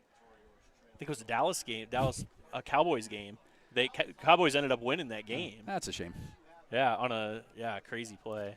Onside kick, I think. So Morgan Smith going to try to pull off a miracle here. He's going to drop back and start throwing it. He's actually going to tuck it and run. He's hit at the line of scrimmage. He's throwing it the flat to Bach. Bach's actually going to catch it, but he's going to be in bounds, which is good, and he's going to get wrestled to the ground. Right around 3 guys, and Bach just goes up high and catches it. Clock will stop. Tigers with good pressure on Smith. We haven't seen that a lot tonight, a lot of pressure. They got pressure on him that time. I think Muskin and Hank Johnson was also in on that play. So they'll go quickly up to the line of scrimmage. No timeout yet. Smith's going to look to throw. He's going to pump fake, throw it down the middle of the field. Now there's nobody open. He's going to take off and run. Now he's going to throw it again down the middle of the field. Oh, he's going to be caught. Actually, Trey Hansen comes out of the pile with the ball. So the line just isn't really sure what happened. I've seen this before. Well, what happens if you do call a tie catch? Because they go to the offense? Goes to the offense if they both had dual reception. I wonder if that's what they're going to call here. Hansen came out of the tackle with the ball. I don't know what happened before that. And I'm not going to say that he recovered it. We couldn't see. Their backs were to us, so we could not see that ball if it was maybe bobbled by the receiver for Boone. Because if that was the case, then you do give the interception. And the receiver had kind of got between the official and Trey Hansen, so he was kind of looking through the receiver and probably didn't get a good look at it. So now they're going to huddle up, and they probably should on a play like this. This is a huge play because if the Tigers get the ball, the game's over. If Boone has the ball, and they're going to let Boone keep the ball. I don't know what happened. I'm not even going to speculate. I just know that Trey came out of there with the ball, but they're going to let Boone keep it. Rolling around on the ground, and sometimes that happens. So the clock will start. Penalty. 1:43. We're going to blow it dead. We had a false start. Receiver out here took a step backwards right before the snap. Simulated the snap. You can't do that in high school football. You can't simulate the snap. They can actually say it was encroachment. False start. I thought he signaled encroachment. Oh, really? The call is false start. So you can't simulate a snap. You can reset. You can shift, but that was when you jump the snap He was on the line too, so I don't think he can do that. So after the 5-yard penalty, the clock should start on the ready to play here, and it does. The clock should wind at 1:39 to play, and it does. So Tigers bring some pressure this time, but they almost get to him. The ball's thrown over the head of 16. I'm so used to the guys he normally throws. This is Garrett McKnight. Sorry, Owen. I know your cousin. I lost track because they usually throw it to McPartland or Bach. So this is kind of interesting from the Tigers here. We've got, I feel like our speed guys there on the defensive line because Hank Johnson's in there, number 99 in the middle. Try to put a little pressure. Heskin. And so you take out Janai Middleton. They throw across the middle, back behind McKnight's back shoulder. He hauls it in. He's going to be close to a first down. It's going to go down, but he's in the middle of the field again, and that's important because the clock will stop by the move the chains, but it's going to wind again, 125. So they took Janai out, and I think that's the right move here because you're not thinking about a run at all. Yep. They're going to pass everything. Smalley will come back out. Meskin's still there on the line, as is Hank Johnson. Smith will drop straight back, step up in the pocket now. He's trying to throw down the left side. He's got a receiver wide open out there, which is McKnight. Yeah. McKnight's they're going to call that forward progress, so the clock will stop while they move the chains, but then we'll start again. He didn't get out of bounds. McPartland, I think it was. I said McKnight. Yeah, McPartland made that. Too many catch. mix. Yeah, McPartland with another great catch, and he was wide open, huh? Wide open. Good toss again by Smith. Clock running with just right at a minute now to play in the game. Smith again looks back. He's looking right this time. Pressure. Good pressure there by Meskin. Just about got him. They're going to loft it over the top. It's actually going to be caught by McKnight at about the 12-yard line. But again, kind of the bend but don't break. The Tigers are. Well, that ball's up in the air a long time, too. I'm just surprised that we don't have guys coming up and trying to knock that ball down. Tough to hold on coverage that long. So the Tigers hurry up and set their defense. The Tigers have 45 seconds left to go in the game. Smith steps up in the pocket, throws it across the middle of the field, and it's going to be caught. It's a great throw. It was. So that's McPartland who catches it across the middle. Smith did a fantastic job of stepping up into the pocket because he had the pressure from the edge, stepped up in the pocket, and threw a dart. He had to get rid of it. He was approaching the line of scrimmage. We had to get the ball. So this means, Andy, we are going to get to see one of my favorite plays in football. The onside kick is coming almost certainly. No timeouts on that drive for Boone, so they kept their 2 timeouts and scored. So whoever the special teams coach right now is getting all the I got to put my score on. The hands team set up. Yep, get the hands out there. They're meeting right at midfield. So they're going to go for 2 here to try to make it a 4-point game. They throw it back in the back of the end zone. Bach had it in his hands. He almost jumped a little premature and high. He made some nice catches today, and that one he should have had. And he drops it. He kind of jumped, but the ball was more he lower jumped too high. Than he thought. Yep. He's such an athlete. He got up in the air too high. Almost never happened to me once in my entire life where I jumped too high. Never. One of my goals by the end of the year is to be able to jump up and touch the ceiling in the hallway at the middle school. I practice every day. Oh, good. Good for you. You got to have goals in life. Got to have goals. Yep. Chrissy Linen was watching me the other day. I was doing a little training out in between periods. Yeah. So 39.9 ticks left on the clock. Tigers lead by 6. Boone will kick off and almost certainly do their onside kick. You practice this all the time. Don't use it a lot, but they're going to use it tonight. The Tigers' hand team will be out there. You can probably expect wide receivers, running backs, those kind of guys. We'll see if we can spot a few of the. I'm going to look here. We got Tucker coming out. Owen. He's going to be close to the line. Terry, Owen Koutman, VZ's out there. There's Jazimski's out there. Trey Hansen. Owen Worth is out there. Owen Worth, just a sophomore, lives down the street from me. He's part of the School Street. A couple other guys, I'm not sure. Kluhl's out. Austin Kluhl. Shadarowitz is out there. Trey Hansen, and tucks his lovely mane of blonde hair into his helmet. I like Shadarowicz up there, the catcher. He'll get on his knees and block that thing down. And One of my favorite right pictures from state tournament was that kid from Dow Center trying to dive over the top of him. Oh, yeah. Looks like he's doing a double leg takedown. Absolutely. Put him down. 85. So Ruba. One of the new rules in high school football is you cannot pound the ball down on the ground to try to pop it up in the air. That is an infraction you can't do. Why not? Jeez. Oh, man. Nope. Because it creates too many dangerous situations with the ball. It's a safety rule. Yeah. And you got to have at least 4 guys on both sides of the ball. That's one of the other rules in high school football. So do you have to kick it past like 5 yards before it hits the ground, or how do you know? No, you just can't pop it up into the air. Just can't pop it. Okay. Like it does though. It's free. We'll see if Boone's got it. I think they do. So the ball hit the ground, bounced up. It looked like Alex Ruba was about ready to catch the ball and got ran into. Which is what you're supposed to do. You're supposed to go after the first guy that's going to touch it and hit him before he can grab the ball. But if he was inside 10 yards, there's a flag over there. If he was inside 10 yards, Boone cannot hit him until the ball goes 10 yards. Can't block him, and I think that's what's going to call, which is going to be going to give Gilbert the ball back. So they'll get the ball. They should get the ball at the first touching.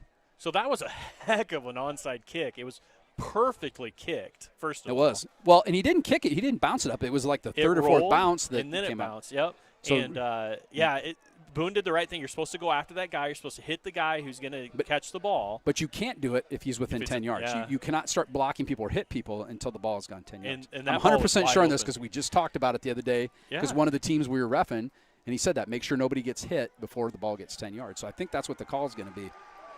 They're so they're going to pick the flag. Huh. Then why throw it?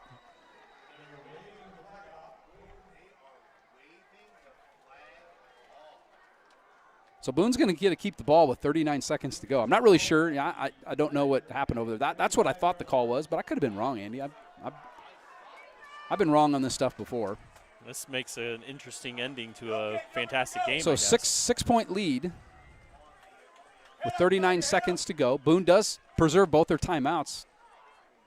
This has just really been a really good high school football game. Very, very fun, competitive game, and it's a shame somebody's got to lose this.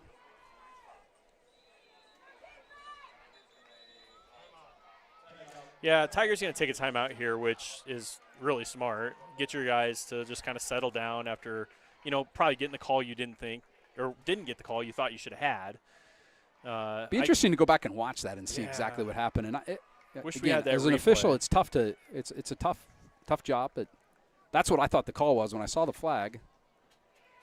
I assumed that's what the call was. I see Janai is going to go back out there on the defensive line. Try to plug things up again. I don't know if they're going to change that out or not, but really I liked what we did the previous series when we had some speed and we were bringing around the edge and up the middle, a lot of speed. But at this point, gosh, they're at the 45-yard line already. Only 39 seconds left, though.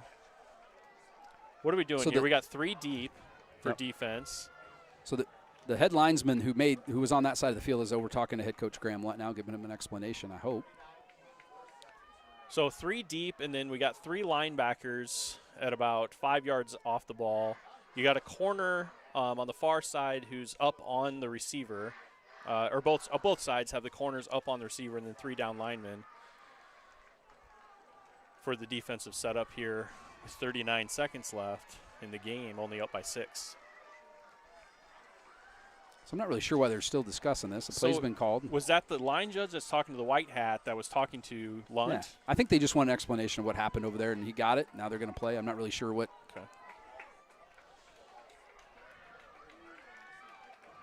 So ball's at the 45-yard line, 39.4 seconds to play in the game. Smith is going to start throwing it down the field, throws it out of bounds. That'll stop the clock. 35.5 seconds. That only took 4 seconds off. The clock will stop. Second down now. Yeah, it's thrown to Bach, but over his head, and there were 2 Tigers there. So I kind of don't like that throw from Smith. He couldn't have gotten out of bounds, I don't feel like, because there were guys right on him. Tigers really got to wrap up. If they tackle it, get in bounds, they got to wrap them up and tackle them. 3 right, 1 left now for the Tigers. Smith's going to roll out of the pocket, throw it out in the flat. He's going to be caught in bounds. Ooh, nice job. And Meskin. Get off him, Meskin. Don't do that. He should have got a 15-yard penalty for that, Andy. I'm telling you, you can't stand over the top of somebody and taunt him like that. That should have been a penalty on us.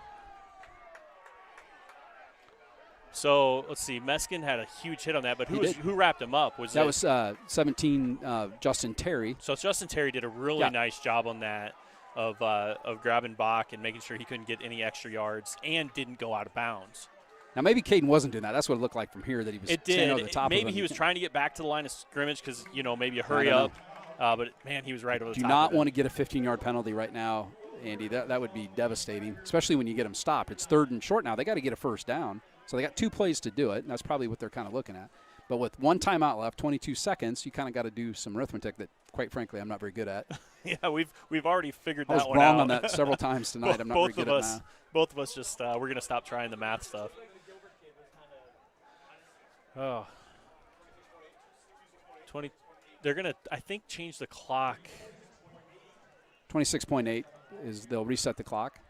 Yeah. So they radioed up to the coach's booth, and they just came over and told us Everett Charleston working the coach's booth tonight. 26.8 seconds. Tigers up by 6. 3rd and 4. Ball's at the 39. Maybe, do you call a running play here? Would that be dicey, wouldn't it? Yeah, I don't think the Tigers are expecting that. They've only got 3 linemen in rushing. Now they're going to send Mueller up the middle. Smith will throw out to the left side. He throws it about a mile and a half over the top of McPartland's head. Morgan Smith's had a great game, but right now I feel like there's just a little bit too much pressure, for a high school kid to make perfect throws like that under this the last 2 pressure. drives he's thrown 3 or 4 of the worst balls he's thrown all night. Exactly. Pressure situations. He's had a great game. I'm not trying to say anything bad about him. Oh, yeah. Absolutely terrific game. But right now his overthrowing his balls, and usually that's just that adrenaline just getting too high. 4th and 4 now. The Toreador's got to get a first down here to extend this drive. Rush with the blitz. Smith is going to run, but he's going to stay in bounds, so it's going to be enough for a first down and stop the clock. But it's going to roll again as soon as they get the chains moved. 1 timeout left for Boone. That was the right call by Smith. Smart play by Smith. I think that was a design, kind of a bootleg rollout. I think it was one of those optionals. I think you're exactly right. He had the option to run it or option to throw it, and really smart call by Boone there. Unfortunately, to him, he probably should have gotten out of bounds, but I don't know if he could have. We came up and wrapped him up pretty good and to make that tackle. A couple Gilbert Tigers did. So still exciting game, 15 seconds left, and Boone's still got a chance here, down 6. So 15 seconds left, no more timeouts now for Boone. So you tackled in bounds, they have 2 plays left.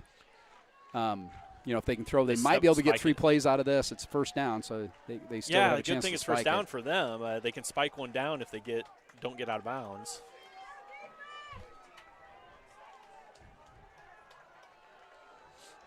What a barn burner tonight. Really good high school football game. Tegan Box there in the slot on the far side. You got to watch out for him. Smith is going to roll, and look, now he's going to run a quarterback draw up the middle of the field. He's got a little room to run. He's going to get undercut and go down. That's going to stop the clock temporarily for the chain, so now they'll spike 8 it. seconds. Now they'll spike it. They got to get the ball set. Why is he? They got to move the chains. They got to have time to move the chains. Okay. It can't just be instantaneous. And there they go. So Smith will undoubtedly spike it here. And they snap it after 4 seconds, or 3 seconds. So 4.3 seconds now, 2nd and 10. Ball's at the 18-yard line. Reset the play clock to 40 seconds. 1 play, bud. 4.3 seconds. You got one play. You got to throw it to the end zone. So the Tigers come out with their three men deep. Linebackers are back. Jeez, I'm going to about stand 7 up for this yards call. now. And you can't imagine there'd be a blitz or anything here. Play clock's at 25. Plenty of time for the Toreadors. They were a little late subbing here. Bach and McPartland at the top of your screen. McKnight and Lennon on the bottom of your screen. Smith will take the snap. Drop straight back, looking to throw. He's under a little duress. He's going to throw it back across the middle of the field. Thrown into traffic. Yeah. Tigers intercept in the end zone. Zero's on the clock, so we'll see who got that. I think it was Alex Ruba comes out with the interception. Nice job, Ruba. So the sophomore, really good high school football game, Andy. I've called a lot of games. That was about as exciting game as we've called. The Tigers are going to walk away with a 24-18. Hard fought would be an understatement. Yes. That was a dogfight. Tip our hats to the Toreadors from Boone County, our neighbors to the west. Fantastic game tonight. Yeah, great plays by a lot of great players. Smith had a good game at quarterback on that last throw. You just kind of throw it up, and there was one person in the back of the end zone, but there were tons of Tigers there, and you just got to give yourself a chance for that. Yep. Great job by Tegan Bach. Good night for him. Boy, he was an athlete out there. Great job by McPartland to catch the ball and playing defense. McPartland played a good defense. But Tigers' defense causing 3 turnovers on 3 straight drives is really the difference in that game. I don't know how you could sum it up any differently than that. Yeah, and the Tigers, man, their whole defense, you almost give the game ball to the defense, right? Just playing as a team, playing so well. Hats off to the defense for sure today.